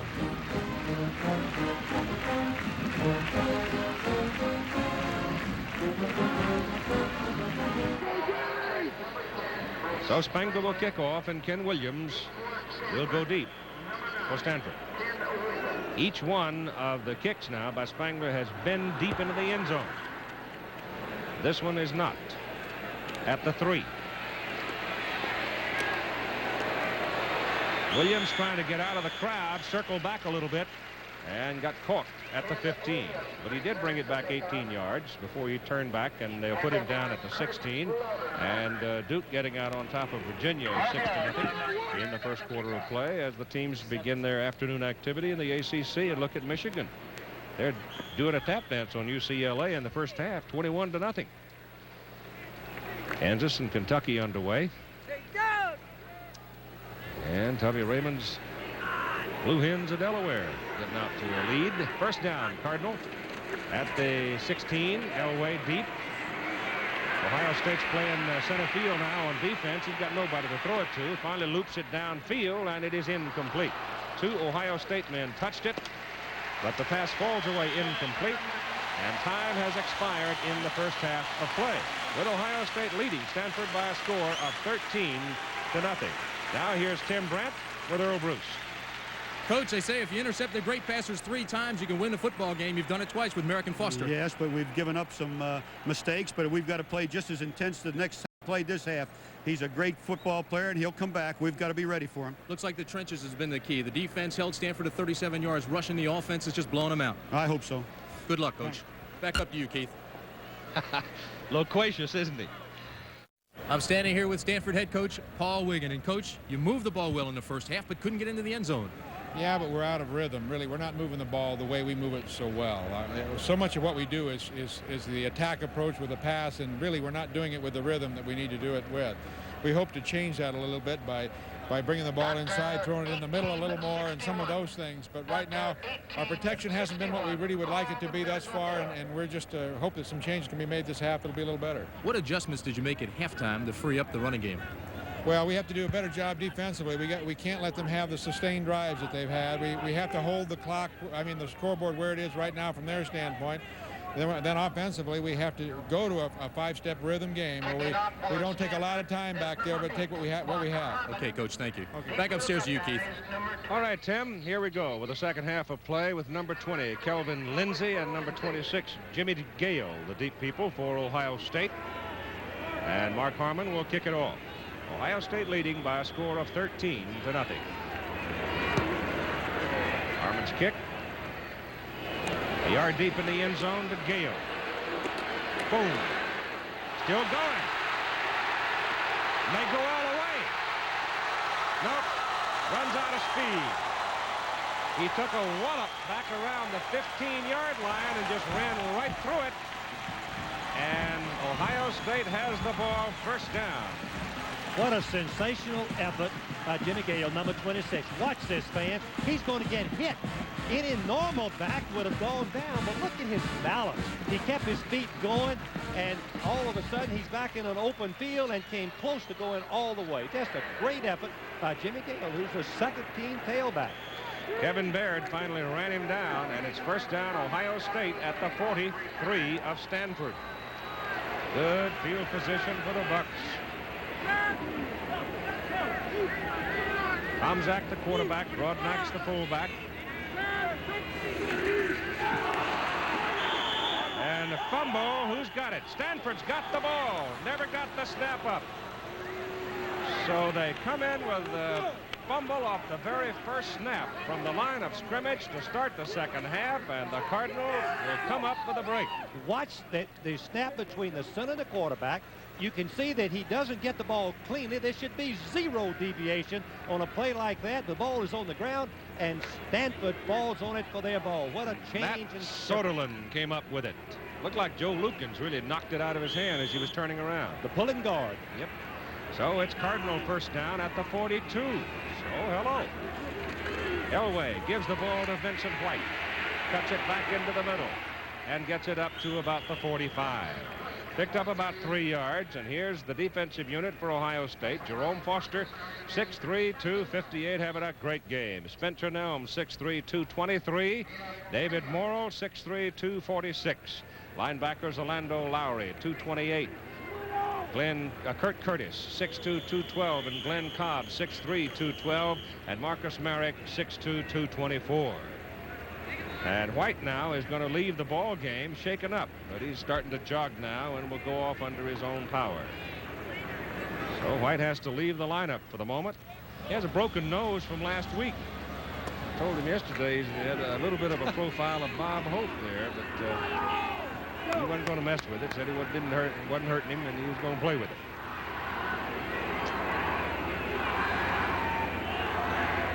Mike Dotterer is in the lineup, replacing White. Elway back to throw it. Throws it short. The pass is caught by Rob Moore out of the backfield, and he is close to a first down for Stanford. Around the Ohio State 47, Marcus Marek the tackle. And he had to look a long time to find a man that time. The offensive unit for Stanford. Hooper comes back in at fullback now, and Moore will go out. The Ohio State secondary, Garcia Lane, 5'10", 174. Doyle Lewis, the other cornerback, at 6 feet, 184. Doug Hill, 6'1", 192. And Kelvin Bell, the free safety, 6'2", 190. He's a sophomore.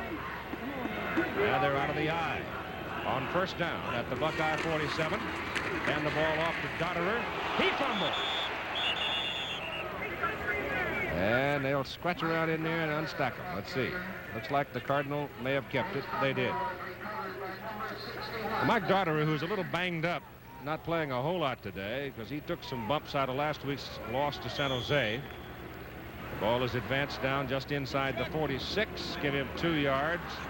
Second down at about 8. And we're told that Vincent White has leg cramps. So he'll be back. Second down and 8. Dotterer goes in motion.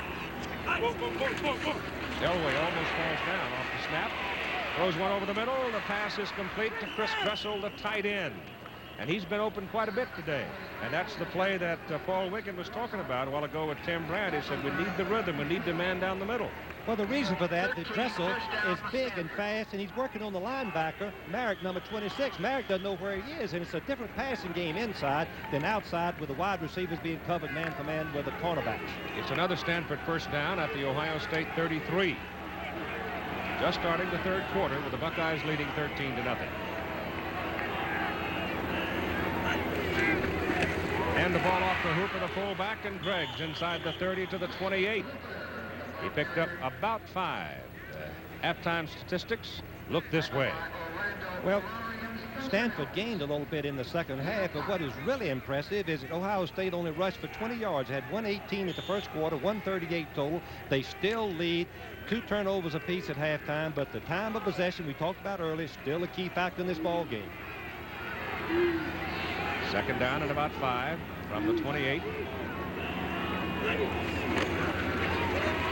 Elway's got a little time. He's going deep. Pass is caught by Chris Dressel, the tight end. First and goal to go Stanford at the Ohio State 4. So Dressel, the tight end, makes 2 big catches in this possession. You can see that, I believe it's Foster coming over from the left, and Elway throws it right to Drexel. He's being covered by Lowry, number 37, and then once again we have a physical mismatch. Lowry, number 37, watch him, he's a linebacker. little bit of a mismatch. You can see him. He's trying to pick up Dressel, and he chases him. He's got him beat. He doesn't know where to go, and finally Dressel turns around. He's wide open, and the completion is there. Made a pretty good catch, Chris did. White's back in the lineup now for Stanford. First and goal to go from the Ohio State 4. They're going to go to Vincent White on a sweep. And he gets it down around the 2. I'll make it the 1. So it'll be second down and goal at the 1 as Kurt Curtis and Glenn Cobb ran him out of bounds.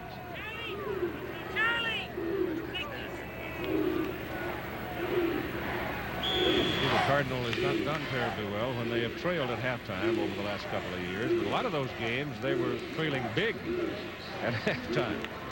They come storming back, but missing many, many times by just a few points. Second down goal to go from the 1 for Stanford. Ohio State with an 8-man front up there. Give it to Dotterer. Dotterer, that's a penalty flag, and it may go against Stanford. Dotterer hits the corner, and I think I don't know if they're going to give him in or not. Let's see about the penalty first. They've got him just short of the goal line. They mark him a foot short. I think what you're going to see, and I know Wiggins is upset. Paul Wiggins, because Ohio State moved. I haven't seen that on the goal line, and it could have been a call in the line with the linebacker saying now, if we had another shot of you, you'll see the lineman jumped inside and moved, and Stanford wasn't ready for it, and they charged offside. Now, with second down and 6, they've got to go back to the forward pass. Watch the men move inside. They're going to move inside, and you can see... Illegal motion, right end, offense. Now, the whole question is, if they moved without interfering with the quarterback signal, it's all right. But if they interfered, it's unsportsmanlike. Only the umpire knows that. So it is second down, back at the 6 of Ohio State, second and goal. Elway's going to put it up. Loops it out there. Tolliver dropped it. Oh, my goodness, Mike had it. Couldn't find a handle. Doyle Lewis was out there with him. Well, that's 2 passes. You can see that. Take notice of the rush, and Elway gets it away with 27 Hill all over him. He falls back and lays up a perfectly thrown pass. Tolliver has one step on number 4, Bell, and it was right in his hands over the shoulder catch. It would have been difficult, but it falls incomplete. Now it's third down and 6. Oh, my goodness.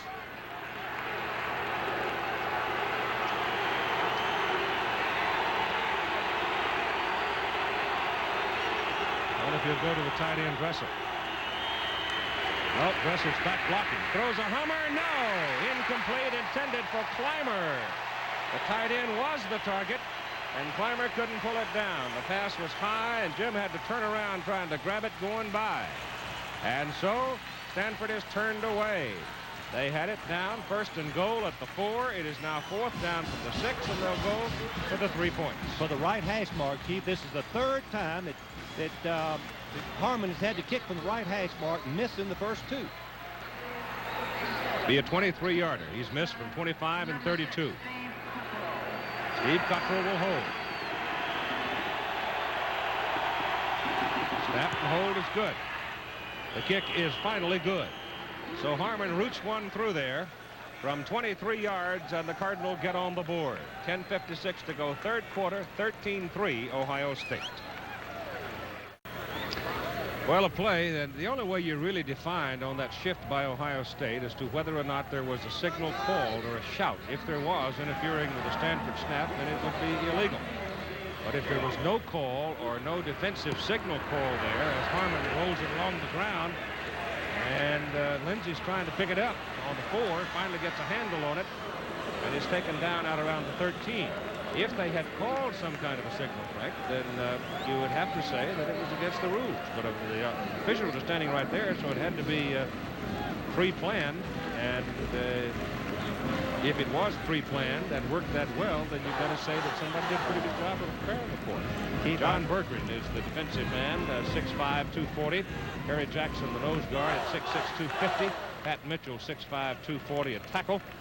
Linebackers are Garen Barris outside at 6'6", 250, and Kevin Bates, the other outside man, 6'4", 225. Matt Soderlund, 6'2", 220. We'll go back to the ball game now as Ohio State's going to try to grind it out of there, moving it from the 13. The play goes up to around the 17. We'll show you the rest of them in a moment. The offensive unit for Ohio State. Tomczak, Spencer, Broadnax, with Gale getting in there as well at tailback, and the big guys up front, same ones that started the ball game. Ball's at the 16. It'll be 2nd down and 7. Cedric Anderson and Gary Williams are the wide people for Ohio State. And they give it off to the tailback, and Tim Spencer gets it up to about the 18, so they'll be looking at 3rd down and about 5.5. Kevin Baird is a cornerback out of Englewood, Colorado. Eric Price is a sophomore at the other corner. Charles Hutchings, a junior from Pinole, California. Vaughn Williams made a lot of tackles at free safety in the first half for Stanford. 9:50 and the clock running at 13-3 ball game. 3rd down and about 5. Play a little slow to develop, and as a result, the Stanford corner people come up with Kevin Baird knocking Spencer out of bounds, so the Stanford defense has contained Ohio State here. Once again, they've taken up on the second half like they did in the second quarter, limiting Ohio State to only 20 yards rushing. Good pursuit, good gang tackling, and one thing we'll notice is not any one man making the play. There's a group of Stanford players around every tackle.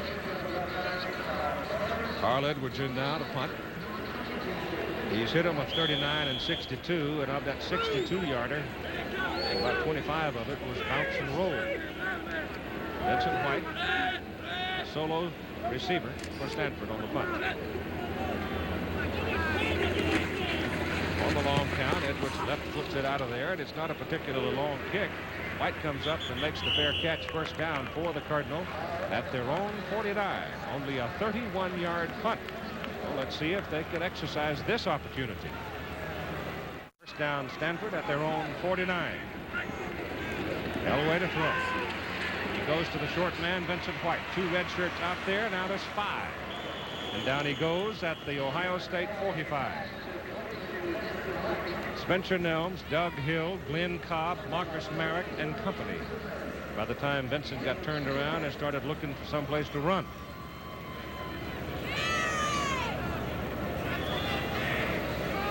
Eddie Robinson at Grambling trying to win number 300 tonight against Florida A&M. It'll be fun. Wish him well. Great man. 2nd down, about 4. Trying to run it. No place for Vincent White to go, and down he goes. And right now it is 3rd down, and they need about 6.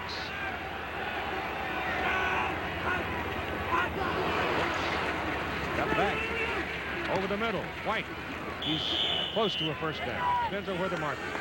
If they mark him at the 41, he's going to have the 1st down. Marcus Marek, inside linebacker, was there to make the tackle on Vincent White. So it all depends on the mark. It's going to be very, very close. I'm not sure he made it. No, I tell you, it was a good play by the Ohio State defense because they pushed him back just a little bit, and he had the 1st down by about a foot at one time. But does that hurt Marek? Shaken up? Got a leg problem, looks like. They can't bring the chains in to measure, really, because Mark is sitting injured right about where they need to put him down. White now has caught 9 passes in the ball game, 82 yards. What was that, Pittsburgh, Illinois? Illinois is leading Pittsburgh 3-0 in the first quarter, Keith. Look at this, Western Carolina over Clemson. My goodness. Maryland had lost 2 tough ball games. Marek is coming off the field now for Ohio State, and Clark Backus, junior out of Maitland, Florida, has gone in to replace him. Now the chains are being brought in for the measure. Keith, if it's not a 1st down, it's going to be a critical call, and I don't think there's any question. It is not a 1st down. He's going to have to go for it. Stanford's going to have to go for it.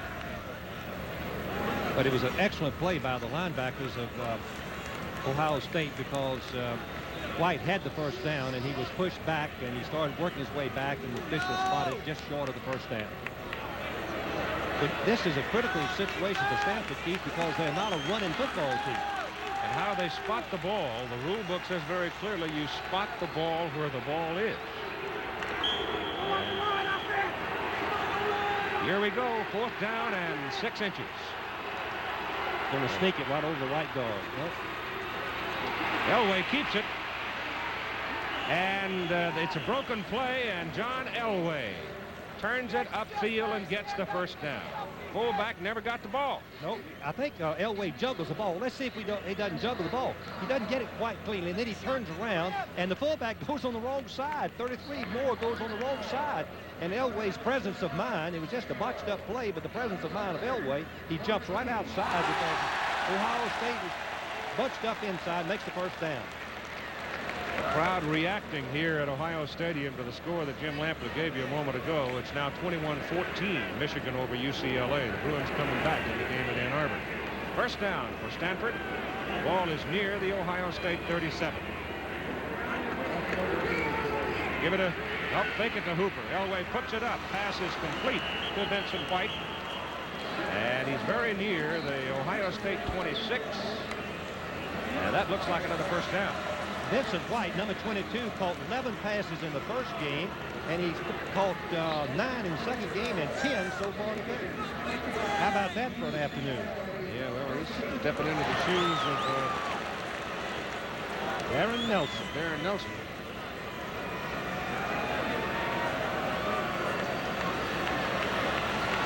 All right, they've got the 6 backs in there now. Lamar Keechler, number 8, having gone on the field.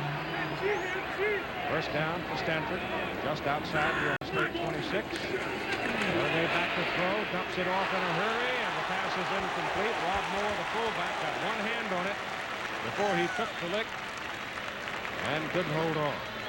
And the strong safety, Doug Hill, was blitzing, forcing Elway to get rid of it in a hurry.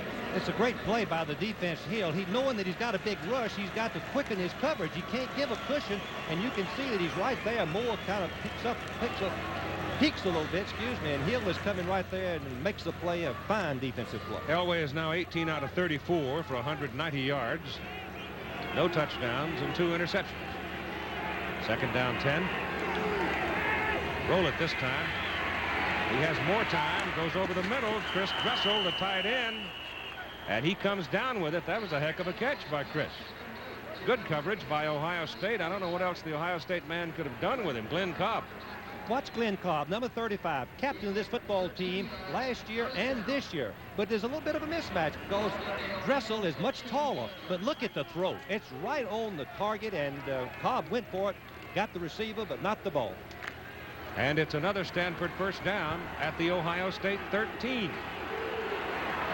So they're trying to stick in the end zone. Haven't been able to do it yet. Pressure's on. Elway's pass, batted in the air, incomplete. Spencer Nelms bats it in the air, a sophomore from Decatur, Georgia. First quarter, Vanderbilt out over Alabama 7-0. That Whit Taylor's a pretty good one down there. That must have been the first series. All you Vandy faithful, take heart. Vanderbilt with Bill Pace upset Alabama many years ago for the only loss that Alabama had one year. Second down and 10, Stanford, Ohio State 13. Here comes the blitz, Keith. Yep. Give it to White around the corner and out of bounds at about the 7. I am sure that Elway changed the play when he saw the blitz. Everybody inside, he just used the audible and went to the outside and came close to scoring. White did. Made a nice run. One man to get past. Well, once again, we see the difficulty that a passing team has in getting the ball across the goal line. That back of that end zone makes it very easy for the backs to cover the wide receivers. John Elway has now called time. Frank, he wants to go to the sidelines and talk because they've got to figure out a way to get the ball in the end zone to stay in the game because they're trailing by 10 at 6:33 of the third quarter. Ohio State apparently is convinced that Stanford will put the ball in the air because they've got on the field 1, 2, 3, 4, 5, 6 defensive backs. Third down from the 7. They need 3 for a first down, 7 for the touchdown.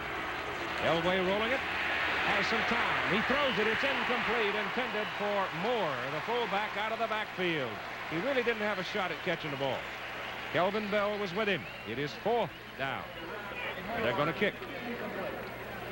In the second half, the total yards, Stanford has rolled up 101 yards.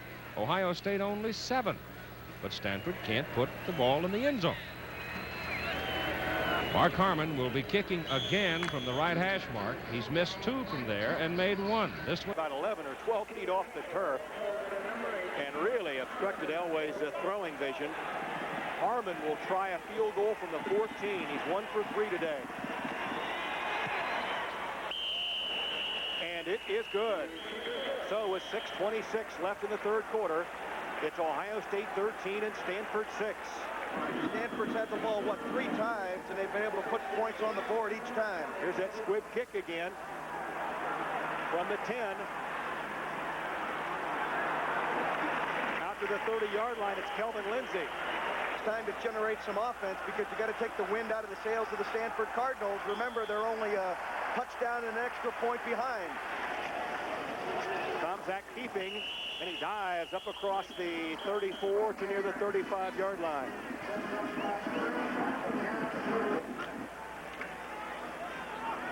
Well, Gary Williams has been silent for some time. I wouldn't be surprised to see him go to Gary. He's at the bottom of your screen. Tomczak looking, firing, it is picked off. This is Vaughn Williams. Inside the 40 to the 36-yard line. A poor pass by Tomczak. Center stage one more time. First and 10 Stanford from the Buckeye 36. 5:37 left, third quarter. White sweeping to the right. Into the clear. Out of bounds inside the 25. Bell bumped him out. There was a bevy of Stanford and Ohio State players over there, and White broke out of it.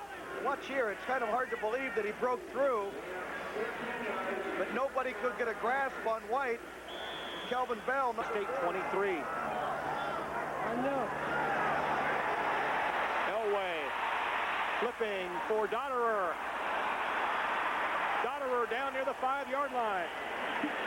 Flag down on the play, right where he caught the ball, where Marcus Marek was. Downfield, you can see him down there, ahead of the receiver, and it's just an unfortunate play, but a great play by Ohio State defense covering the screen and forcing that type of innovative play.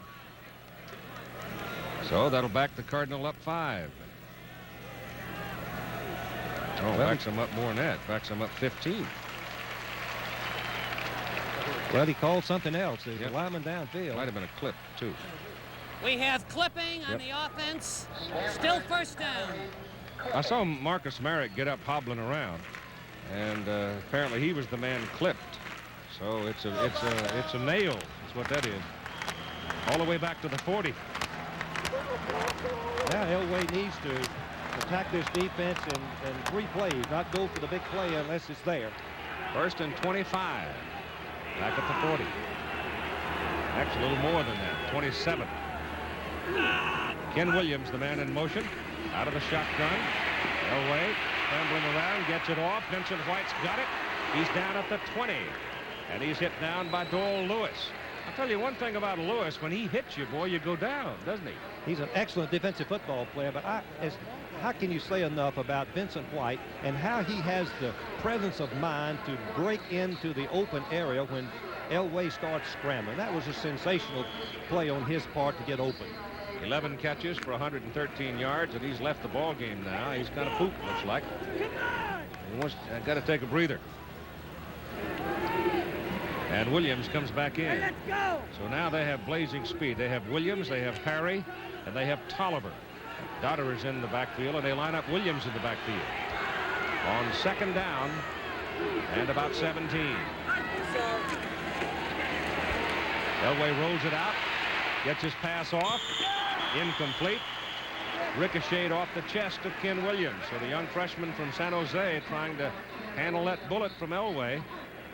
And John had to throw it because he was getting the pressure. Give credit to the Ohio State defense as we look at Elway, 20 for 38, 222 and 2 interceptions. The defense are doing a great job covering the wide receivers. Those cornerbacks, Lewis and Lane, are just outstanding, jumping on those wide receivers and staying with them. 5 passes have been dropped. And 1 for a touchdown. Yep. Third down, still about 17. White's not in there. He's got the tight end, Dressel, wide open. He hits him down the middle, but Chris falls down at the 11-yard line, and it'll bring up 4th down. Now, is that enough for a first? Probably is. It is a first down. If he had fallen backwards, he wouldn't have had it. But he was able to get down parallel and just got it. Once again, we see the mismatch, the physical mismatch. The tight end on linebacker Lowry, and when Dressel went inside, Lowry took the fake, and when he came back outside, he was open. Great play. That might have been a big play, too. Call it the 12. And it's a first down by just that much for the Cardinals. So Elway brings him back in 3 plays after the 15-yard penalty. Swings it out to Mike Dotterer. Dotterer is gone. Touchdown.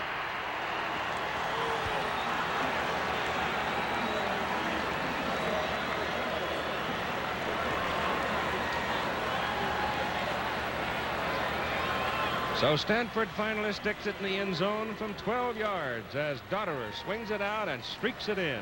3 years ago, the colleges put in a rule that you could block downfield if the pass is thrown behind the line of scrimmage. And this is what happened. You look at the blocking of the linemen and everybody clearing the path for Dotterer as he goes in for the touchdown. Now Harmon is in for the extra point to tie the game. He got it. Well, he really hooks that thing, though, doesn't he? So with 3.5 minutes to play in the 3rd quarter, we're all even in Columbus, 13-13. And now Stanford has drawn even at 13-13. You know, field position is so very important, and Ohio State has had no field position here in the 3rd period, starting drives twice inside their own 20-yard line, and then fumbling their only good field position when they had it out to about the 49-yard line. Earl Bruce talking with Mike Tomczak, and there's the kick by Harmon, another squiff. Lindsey can't hang on to it. A scramble for it at the 10, and the Buckeyes got it. Broadnax pounced on it late in the 3rd quarter.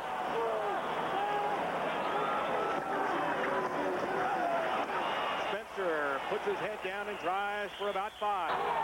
Looks like a pass play. Nope. Spencer stretching out for a couple. He's short of the first down. There. I like Tim Spencer running out of the I spot instead of the split backfield.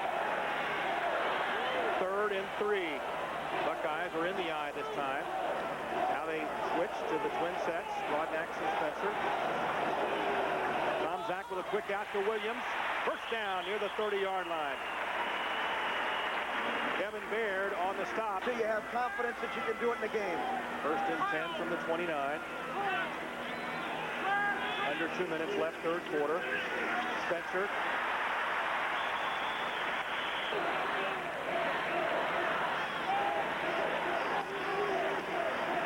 Here's Mr. Workhorse, Spencer again. Darren Veras was waiting on him. Pickup of a couple. Terry Jackson helped. A lot of meat. 3rd down and a long 2.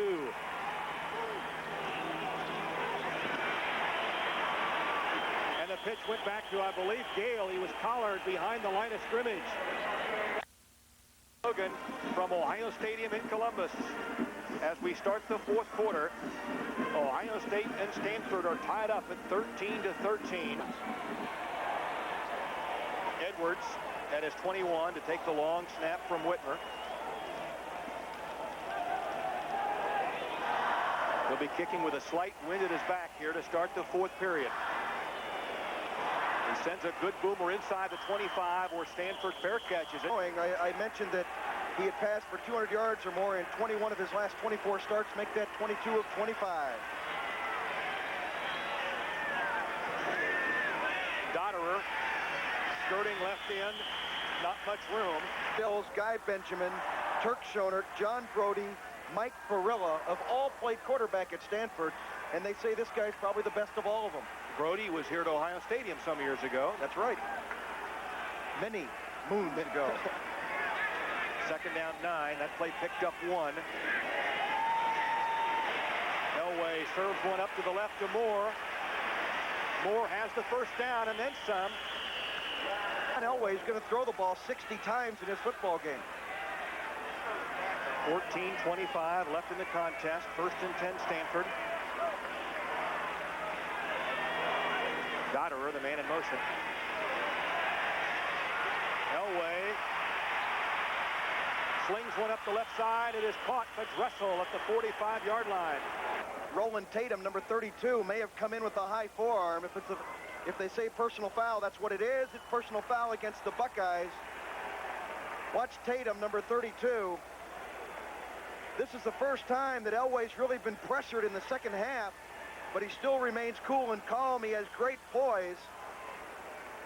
See if we can see the personal foul. You see Tatum, 32. There it is, the right forearm. 8:40.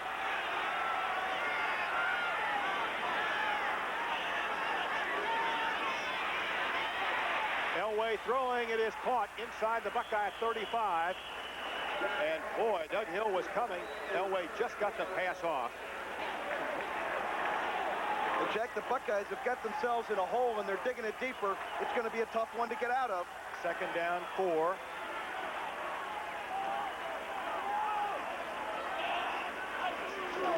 This is Hooper. Hooper near the 31. That's what he needed for a 1st down. Things don't get any easier for these two teams, both with rough schedules ahead. Buckeyes with Florida State, Wisconsin, Illinois. This is Moore over right guard. He's got the 1st down. There.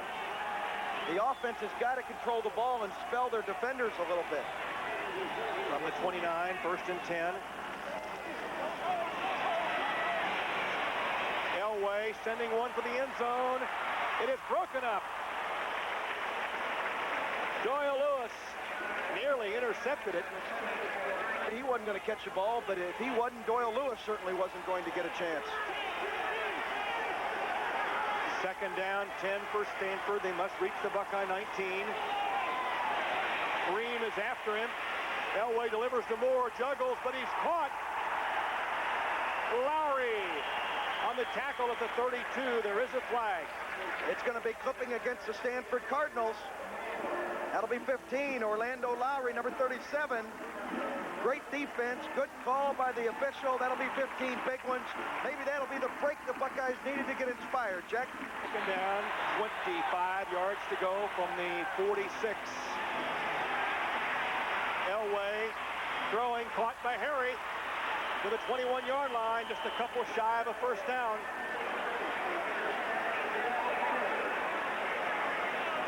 Again, Emil Harry wide open, and he seems to be injured down on the field. Let's watch it again. Number 7, Elway. Play fake to Dotterer, number 24. Steps up in the pocket and delivers a strike. Well, you talk about delivering the mail. Oh, boy. He can... And a touchdown through the air. 3rd and 2 coming up for Stanford. Came into the ball game completing 73% of his passes. About 55% so far today. Clock stopped, 11:42 left in the game. 2 tight ends, slot right. Sweeping to the left, Dotterer. Oh boy. I don't think he got it, Jack. He plunged forward for a half a yard or a yard. Marcus Marek led the wave of scarlet-shirted Buckeyes. Cuttrill will hold for Harmon. He fumbled the snap. He is thrown down back at the 30-yard line. Well, the kicking game is now coming back to haunt the Stanford Cardinals. Cottrell, it was not that bad a snap, a little bit off target. Cottrell, the backup quarterback. Now he says, what am I supposed to do? All these guys coming down my throat. Marcus Marek, Kirk Loudermilk, and Orlando Lydon. How soon they sent in the kicking game. They didn't even call a timeout to talk about it. And you're right, Jack. They have no confidence whatsoever in that running attack. So the Buckeyes have got something to cheer about now. They'll have it 1st and 10 at their own 29 when play resumes. 10-4 left in the 4th quarter. And this has been a long second half as Elway has been putting the football up regularly. He put the ball up in the air about 49 or 50 times already in the ball game, and that provides for a long afternoon of football. The word on the injury to Harry. Emil Harry has a sprained left ankle. The medical report is that he may not come back, but then on the other hand, he might. So we'll just see what the next few minutes means to him. Right now, the Stanford defense has got to play the Ohio State offense. The Buckeyes, in a tie ball game, will give it to the tailback Spencer. And Spencer is from the 29 to near the 32. Stanford has turned the tables on Ohio State yardage on first down. Ohio State has only made 4.9 yards on first down, and Stanford a whopping 8.7. Here again, Tomczak, the quarterback, runs all the way over the line of scrimmage, gets the play from Earl Bruce, and then sprints back to the huddle. You know, Tim Spencer's gimpy. He's come off the field now, and I was watching him a while ago. He's not sound. He's either got a sprained ankle or a sore knee. Something sore about the right leg. He's not that big old strong solid back. They throw the pass out here, setting up a screen for Williams. He loops it downfield. He's got Anderson wide open. Anderson is loose, and he is caught from behind finally at the 5-yard line. They throw it out to Gary Williams, and Gary Williams throws it to Cedric Anderson, and how do you do? Keep it.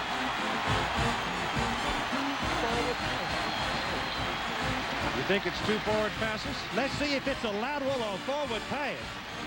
Boy, that is close. That's a forward pass. That's a forward pass. 2 forward passes. That is. Oh, boy.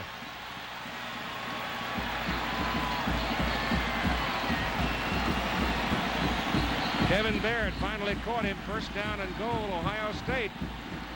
They don't see it from the same angle we see it.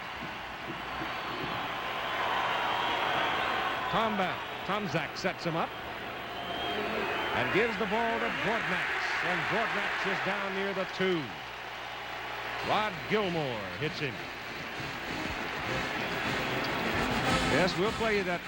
We'll play it back in a minute here. Here's Tomczak, who is the quarterback. Never seen this done before. Runs over and gets his play from Earl Bruce, sprints back to the huddle. Ball is at the 2. Second down and goal to go for Ohio State. Ray Myers, an extra fullback, is in the lineup, and he's out wide to the right. He comes back in motion for blocking. And they give it off. And it's a touchdown, Spencer.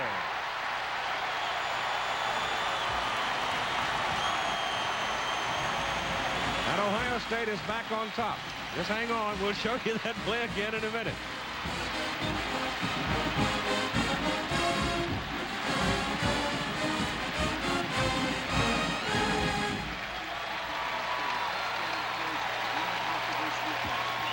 We'll take a look at the touchdown. It's a pretty simple execution. They just bumped it in the end zone. As they put the extra fullback Myers in there, and he led the blocking, and Brodnax, Spencer rather, muscled it in. Here's your important extra point try, 1913. This is a big one. Tomczak will hold it. The snap is good. The hold is good. The kick is good. So all of the elements work together on that one. And it's now 20 for Ohio State and 13 for Stanford. Here's the touchdown. The left side of the line do an excellent job of controlling the Stanford defense. You see a good hole there as Spencer cuts right back inside and just keeps his feet going. Keep those feet going. Tim Spencer, all Big Ten tailback last season, makes the score. Now, what about the play that set it up, though, where you felt there were 2 forward passes? Well, as we look at the replay, watch Tomczak. See what yard line he throws the ball. He's the quarterback, number 15. He's going to drop back and throw quickly out to the side. To me, there's one. He is throwing the ball from back of the first line, the 30, the 29. Between the 29 and 30-yard line. That's where his feet are. Now let's see if the ball goes forward to Williams, the receiver. All right, the ball looks like it's parallel, but watch where the receiver catches the ball, Williams. That's awfully close. It's very close. It is the left foot of Gary Williams is over the left foot of the 29-yard line. That's very close. I'd hate to have to call that one. And the kickoff by Spangler. Williams way back will put it down. Stanford will have the ball. First down at the 20. One more time. Let's look at the play. Remember that you cannot have two forward passes on the same play. This pass has to be a lateral, parallel or backward. Parallel means a lateral, and you can then throw a forward pass. There is Tomczak on about the 29-yard line, a little bit deeper than the 29. You're talking about a fraction, though, here, aren't you, Frank? Yes, just a fraction. Now, that's very, very close.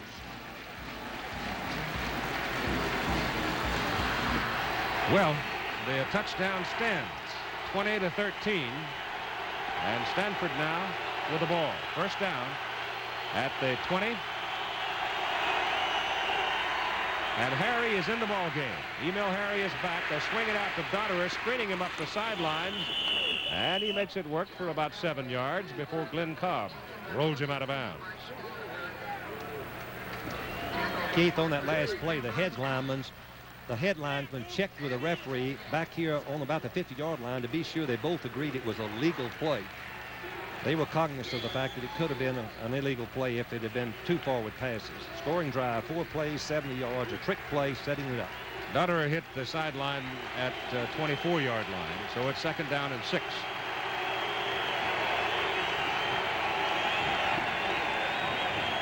They are without Vincent White, bruised shoulder. Elway fires a bullet. Marek going for it. And the pass is incomplete. Down and 6.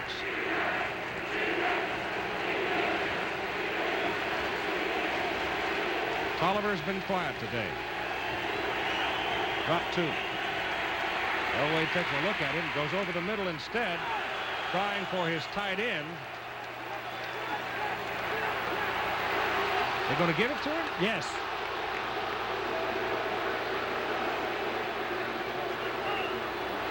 Whoa. Hello. I don't know. I didn't see him catch it. Back was to me. I couldn't see whether or not Ohio State people are shouting about it. Let's look at it. It's Dressel, the tight end. Once again, Dressel is going to fake outside, and he's going to turn back on Tatum, number 32, who is a defensive back in the ball game. The ball is thrown very low. Let's see if we can tell. He cradled it in. Good, yeah. Well, good now reception. the ball's loose. Uh-oh, it did come loose. Ah! I don't know about that one. First down for Stanford. Well, maybe the breaks even out. Dotterer carries the ball and swings it from the 35 up to close to the 39 for 4 yards. Glenn Cobb on the tackle. We're getting so many calls this year that are so fractional.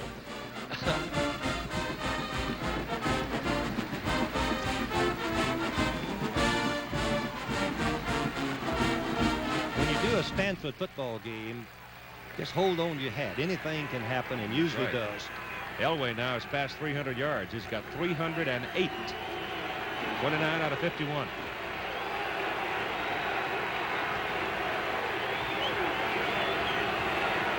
He's got Harry back in the lineup with a sprained ankle, but White is not there.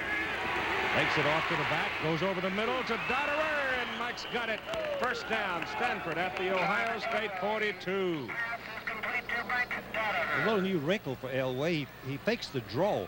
By draw, we mean fake pass and run. Watch him fake to the, I guess that was Rob Moore going right up the middle. He has plenty of time, and he floats the ball. He takes something off of it. He didn't line drive it right into Dotterer, number 24. He cradles it in and falls to the turf. A 20-13 lead, Ohio State, with 6 minutes and 55 seconds to play in the game, and Stanford moving it again.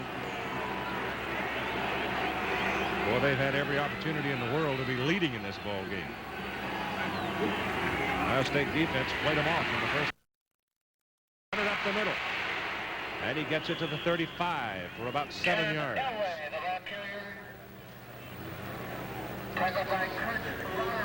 Alabama now stretching it out against Vanderbilt. That early touchdown by the Commodores woke up the tide. Florida's gone ahead of Mississippi State in Gainesville. It's been a long time since the Maroon won a ball game down at Gainesville. And there's the score that Jim Lampley had for you a few minutes ago. Duke in a romp now against Virginia. The Duke Blue Devils are hot this year. This will be their 3rd win in a row, I believe. Yep. Young Bennett having a big year. 2nd down. Ball is marked at the 36. And Dotterer has it. Touch it back into a crowd. He doesn't get a whole lot out of it. Maybe 3. Again, depends on where they give his forward progress. Well, he's going to need about a yard on 3rd down. Chris Ream up to make the tackle, along with Kirk Loudermilk for Ohio State. That's what he needs right there. Auburn leading Tennessee 6-0. Auburn with 8 home games this year. 8. Clemson finally getting out in front of West Carolina in the second half. 3rd and 1 is normally running down for most teams, but I'm not sure it is for Stanford. Remember, they were stopped early in the ball game. A critical situation in the 1st quarter. It's a long one. Well, they're going to run it. Mike Dotterer, and he's got it. He's got the ball on the 30 as Marek brings him down. You know what? I get the feeling here in this second half that the Ohio State defensive front is perhaps growing tired because of the resolution of the Stanford offensive line. They have not penetrated that much. Right? You're exactly right, and they're trying to substitute some of these linemen. Keith, rushing the passer wears you down more than anything else. You need 2 defensive lines to really be effective in it for 60 minutes. First down, Stanford at the Ohio State 30.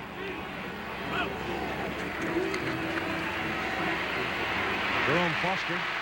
Elway sets it up, gets it off. It's going to be picked off. Oh, my goodness. Oh, my goodness. 2 Ohio State men, Doug Hill and Garcia Lane. Keith, that's a little bit inexperienced on the defensive back. Don Capers, who's done a great job coaching this secondary. What you do in this situation is one back says, I've got it, I've got it. He knows he's in position for the interception, and he should wave the other ones off. But obviously Lane and Hill just go fighting for the ball, and they deflect it, and Stanford is very, very lucky. Watch this right here. 2 Ohio State players wide open, not a receiver anywhere. They're fighting each other. Incomplete.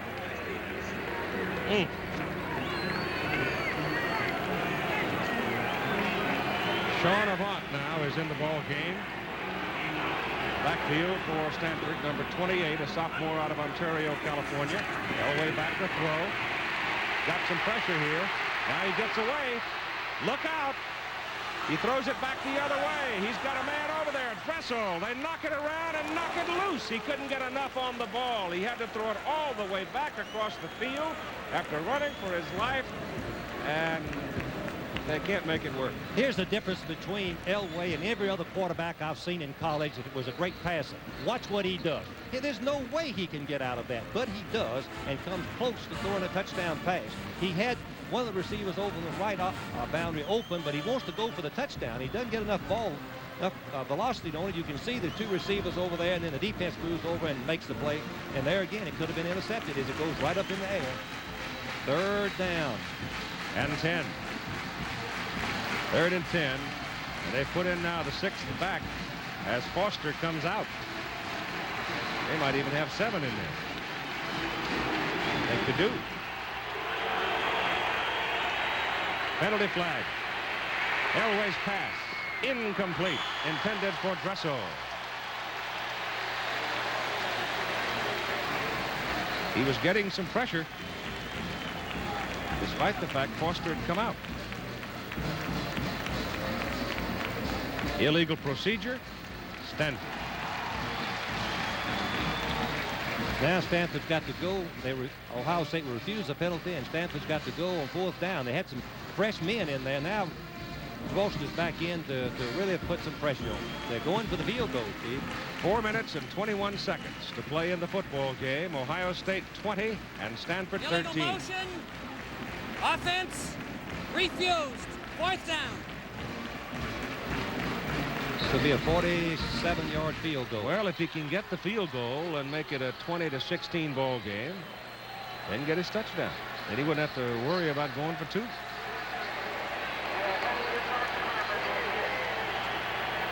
From the left hash mark. He's got it up. Got enough leg, and he hit it. He drilled it. So with 4 minutes and 15 seconds to play in the football game, the score is now Ohio State 20 and Stanford 16. Hang on. It ain't over. All right, the Cardinal will kick it off.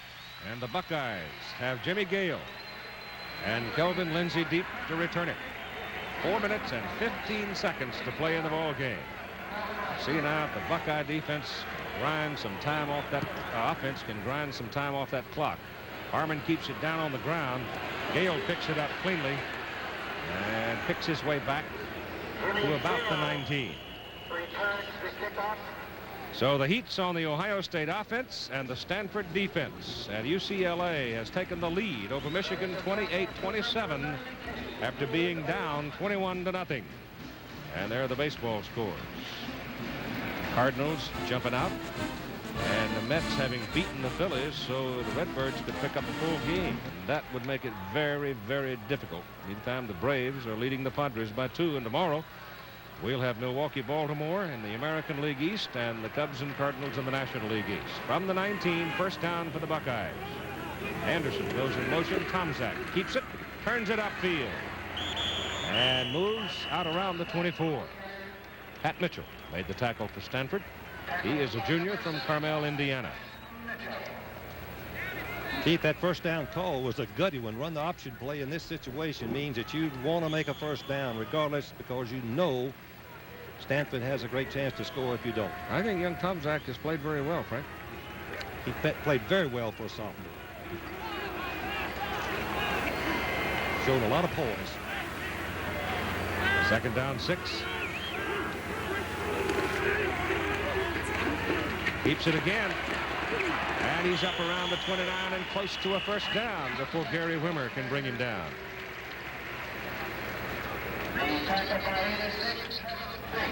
I'll tell you what, in the first through the third quarter, you had your hands calling timeout. There's John Elway's numbers.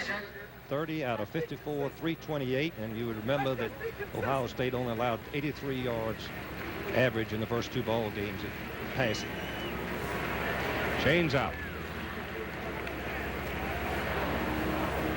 Looks like a first down by that much or not that much. It is. Just enough.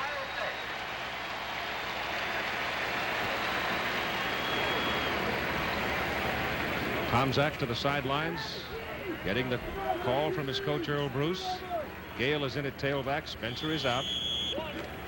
Trying to keep fresh people at that important position in the Ohio State offense. Come on, make him turn it over. Keith, that's a valid point, because a fresh man is not likely to fumble to someone who's tired. Split him. Broadnack's the big fullback. Gale. Gale's got it. Caught behind the line of scrimmage. That's a big play by Garen Veris for Stanford. He drops him back on the 24. So it'll be second down and 16. This is another option. No, it's a sweep play. I'm sorry. And Veris is the big 6'6", 250-pound end linebacker, just jumps right through, and he wraps up Gale and makes the play. And time is called. 2 minutes and 46 seconds to play in the football game, and the Buckeyes lead by 4.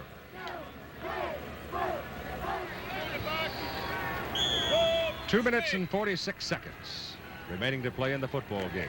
Second down. And they mark him down at the 25 instead of the 24. So it's right at 15 yards. Anderson turns upfield. Tomczak going to put it in the air. Goes over the middle, and it is intercepted. Baird's got it off the tip. And he's out of bounds at the Ohio State 24. There's a penalty flag thrown back upfield at the 33. It was intended for Anderson. It was tipped by one of the Stanford men, and Baird came along to pick it off. I told you it wasn't over. 2:35 to play in the game. See what Glenn Fortin says. It is clipping. It's against Stanford. Stanford gets to keep the ball. The penalty occurred after the interception. So Tomczak tries to go over the middle, and he had his man, Frank. Well, it's a gutty call by Earl Bruce with this situation, throwing the ball deep in the middle. Let's see what happens. He tips it. Anderson had it. He could have caught the ball. Look at the tip drill. Boy, that's beautiful. The tip drill meaning once one man touches, everybody sprints. We have clipping and the run back after the interception. First down, White. And 10. Keep that in mind. It's first down and 10. And the ball is put down at the Ohio State 48. So the Buckeye defense has played nobly all day. Got to be a little weary. Got to suck it up one more time. Shotgun Elway. Intercepted. It's picked off by Roland Tatum. And Tatum is down to the Stanford 25, and that wakes up the Ohio Stadium.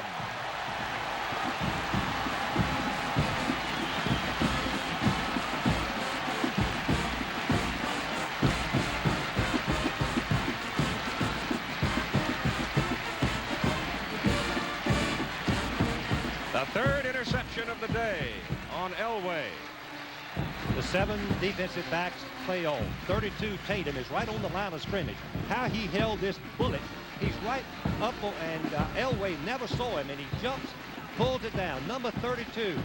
What a sensational play, and at a very, very important time in the ball game. And then he makes a nice run out of it. He certainly does. I thought Ohio State turned it around and changed directions very well. They had blockers down in front of him.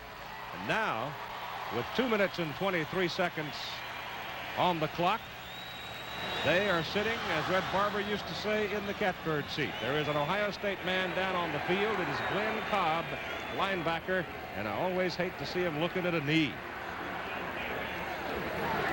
Well, Mr. Tatum is going to have something to remember. He went looking for that football, too. Boy, he wanted that thing in his trophy case. I don't blame him. If Ohio State can pick up 1 first down, they should be able to run out the clock. Takes about 2 minutes to run off the clock. 3 running plays if you don't get out of bounds, and opponents do not call timeout. Stanford only has 1 left.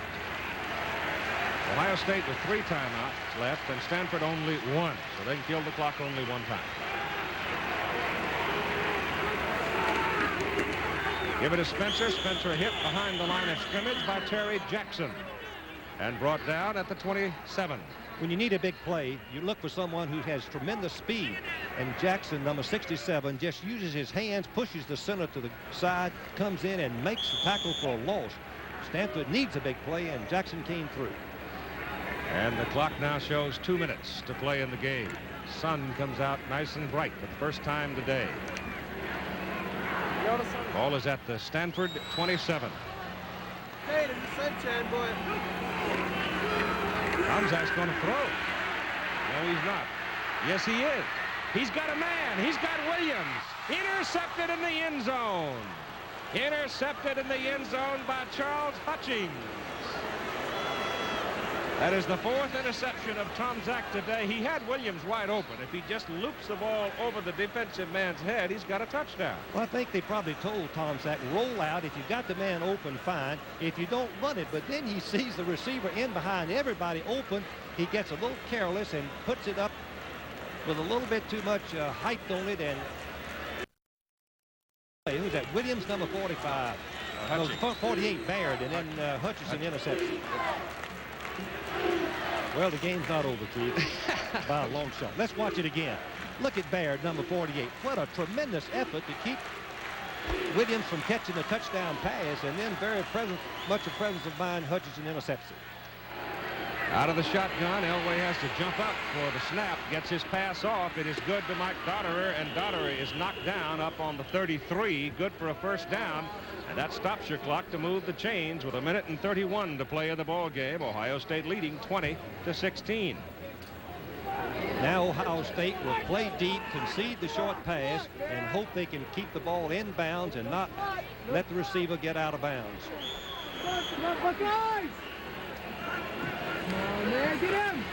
No pressure. Double teaming Foster. Over the middle it goes. The pass is good to Mike Tolliver. And Tolliver's got another Stanford first down up around the 48. And again, the clock stops to move the chains at 1 minute 18. Stanford's got only 1 timeout remaining. So they've got to be up on the ball, ready to snap it when the chain is put down. The first down, Stanford.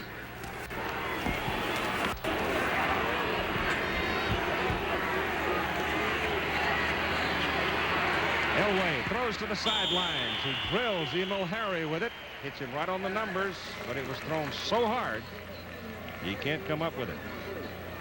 Prudential College scoreboard coming up right after the ball game. Oh, he throws that thing hard sometimes. Yes, he does. And when the ball wobbles, I made that point earlier, if it's a tight spiral, it's easily caught. If the ball's wobbling a little bit, that's when you get the dislocated fingers, and that one was wobbling.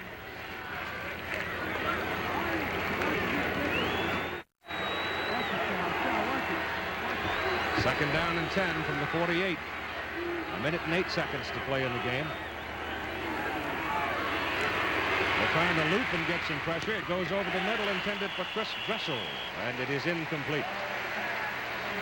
Give credit to the Ohio defense. He put enough pressure on Elway that he had no time to wait and really choose his receiver and step forward and put some velocity on the ball. Ohio State defense has played very, very well. The only trouble they've been in was placed there by the Ohio State offense. I think the defense really deserves great praise so far in this ball game.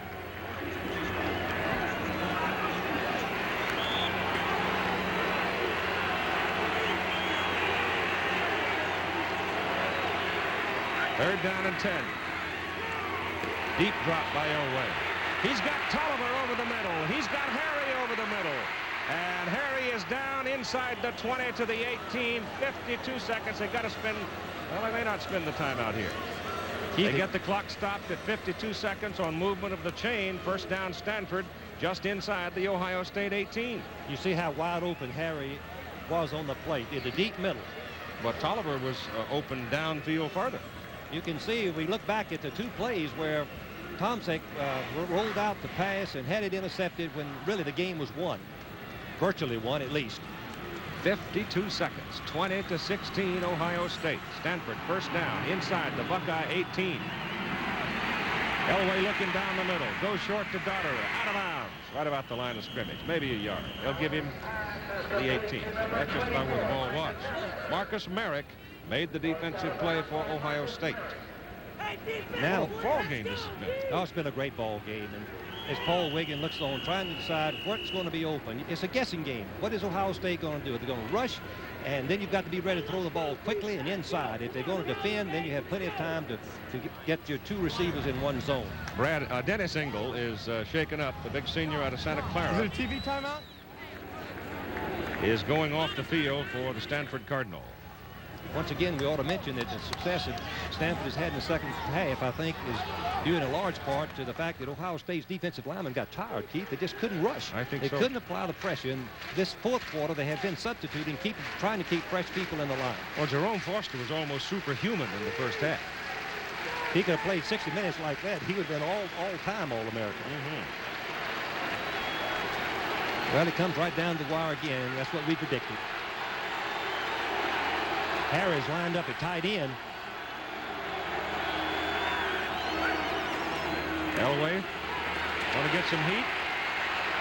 Now he's got some time. He goes over the middle and into the corner. Emil Harry, touchdown, Stanford. No penalties. No penalties. No flag.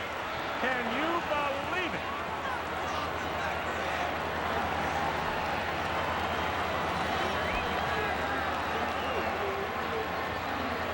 The crowd of more than 89,000 at Ohio Stadium, their 84th consecutive sellout, is in a state of shock, and I don't blame them. But that's the way it goes with the aerial circus. And Elway came all the way back across the field, threw the ball about 40 yards, maybe 45, into the hands of Emil Harry. And Stanford leads 22-20 with 34 seconds to play in the game. The kick by Mark Harmon is good. 23-20 Stanford with just 34 seconds to play. Keith, this is, I think, what we have seen today. Everybody's watched this ball game. Tremendous coaching by that man right there, Paul Wiggin. But here, ladies and gentlemen, is what makes Elway the greatest college quarterback that I have ever seen play. He has poise. He has the presence of mind knowing that the clock is running out. He can't throw it short. Look at him dance around until finally someone gets open, and look at the velocity. From no movement of his body or his feet, he throws the ball all the way across, and there is Emil Harry back in the ball game for the touchdown. Career high for John Elway today. 35 completions and 63 attempts for 411 yards. Watch the presence of mind of this John Elway and the blocking of that offensive line. They're picking up the men. He sees Harry open all the way. Look how wide open. Would you say there's a busted defense there? Wow. Let's see what really happened. I told you before the play that Emil Harry was lined up at tight end, which, I see. Now he's got 36. Marek covered him, and Marek doesn't know what to do. He runs all the way across the field, and look at Harry wide open for the touchdown. The kickoff skittering along the ground. It is picked up by Jimmy Gale. And Jim is out across the 25 to the 27. And the clock shows 29 seconds. John Elway is obviously your most valuable player for the Stanford Cardinal. The man getting the vote from us for the most valuable player for Ohio State is the giant of a man in the defensive front, Jerome Foster. Foster, 4 solos, 1 assist, 5 tackles, but those numbers don't tell you anything about the presence of the man because it took 2 Stanford people to block him, and sometimes 3. I was going to say 3 sometimes. So the Buckeyes are moving before the snap. It's a penalty against Ohio State. Ball is caught by John Frank, the tight end, and he moves it over to the Stanford 46. But remember the flag back at the line of scrimmage. Ohio State will be penalized 5 years. Look at these numbers. 35 out of 63. 411 yards, 2 touchdowns, 3 interceptions. That last drive was as pretty as I've ever seen. 7 plays, 80 yards. Only used 1 minute and 4 seconds to go 80 yards against the fine Ohio State defensive team, Keith. How do you beat it? You can't. Well, you can, because they made a lot of mistakes along the way. I mean, that kind of a performance could have been thwarted by 1 more mistake. The penalty being assessed now against the Buckeyes for illegal procedure. There's the scoring drive, and we hear the call now from referee Fortin. Illegal motion, offense, still first down. The ball is moved back to the 22. Ohio State and Stanford each receiving $1,000 from Chevrolet for their general scholarship funds. 22 seconds. Stanford 23, Ohio State 20. Well, I'll tell you, this is a big win for Paul Wiggins, isn't it? A big win. Yes. What a great young man he is. Tomczak to put it up. It is right smack dab off the chest of Rod Gilmore. Hit him right in the numbers. Bounced away from it. Pass intended for John Frank, the tight end. After Tatum's interception, looked like the Buckeyes had it nailed down, didn't it? Yes, it did. First down on the 22. Stanford. Tomczak to throw it. He has to go short with it. Goes to Tim Spencer, who goes out of bounds up at the 31. He will have a first down. No, he won't have a first down. You have 8 seconds to play. And you're just about at the last gasp of this football game. There's a happy man. Paul Wiggins. 23 years he played and coached in pro football, back in college, and he's a great asset to the college game. The Buckeyes spend a timeout. When they got possession of the ball, they had 3 left, so they've got 1 more they can spend. And we've got only 8 seconds to play. 8 seconds to play. Just 8. What a terrific college football game this has been. Up and down the field. Totally different philosophies. Great defense, great individual efforts over the middle. It goes, and it is knocked down, incomplete. And the clock shows 1 tick remaining. Vaughn Williams was up, looking up into what is now a bright sun, and could not come down with it. Either want to go back and give Kevin Baird, number 48, senior halfback, credit for that interception that set up the touchdown. It was a great effort to prevent the touchdown because Tomczak had the ball close to being right on target. just a great individual effort and gave Stanford another chance, and they capitalized.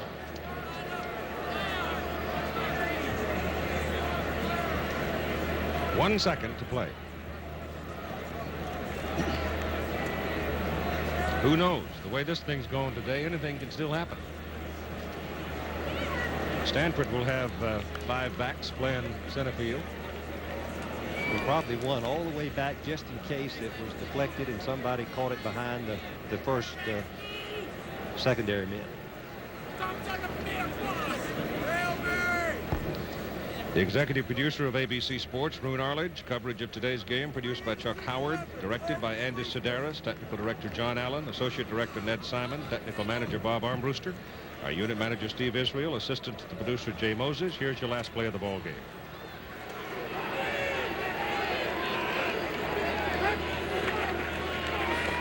Stanford people are 40 yards deep.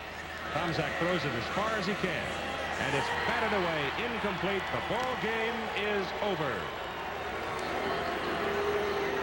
In the series, Stanford goes up 3 games to 2.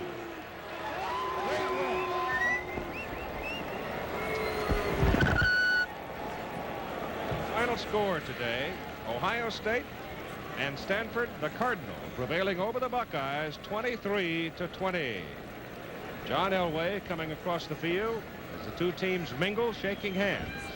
It was a noble battle.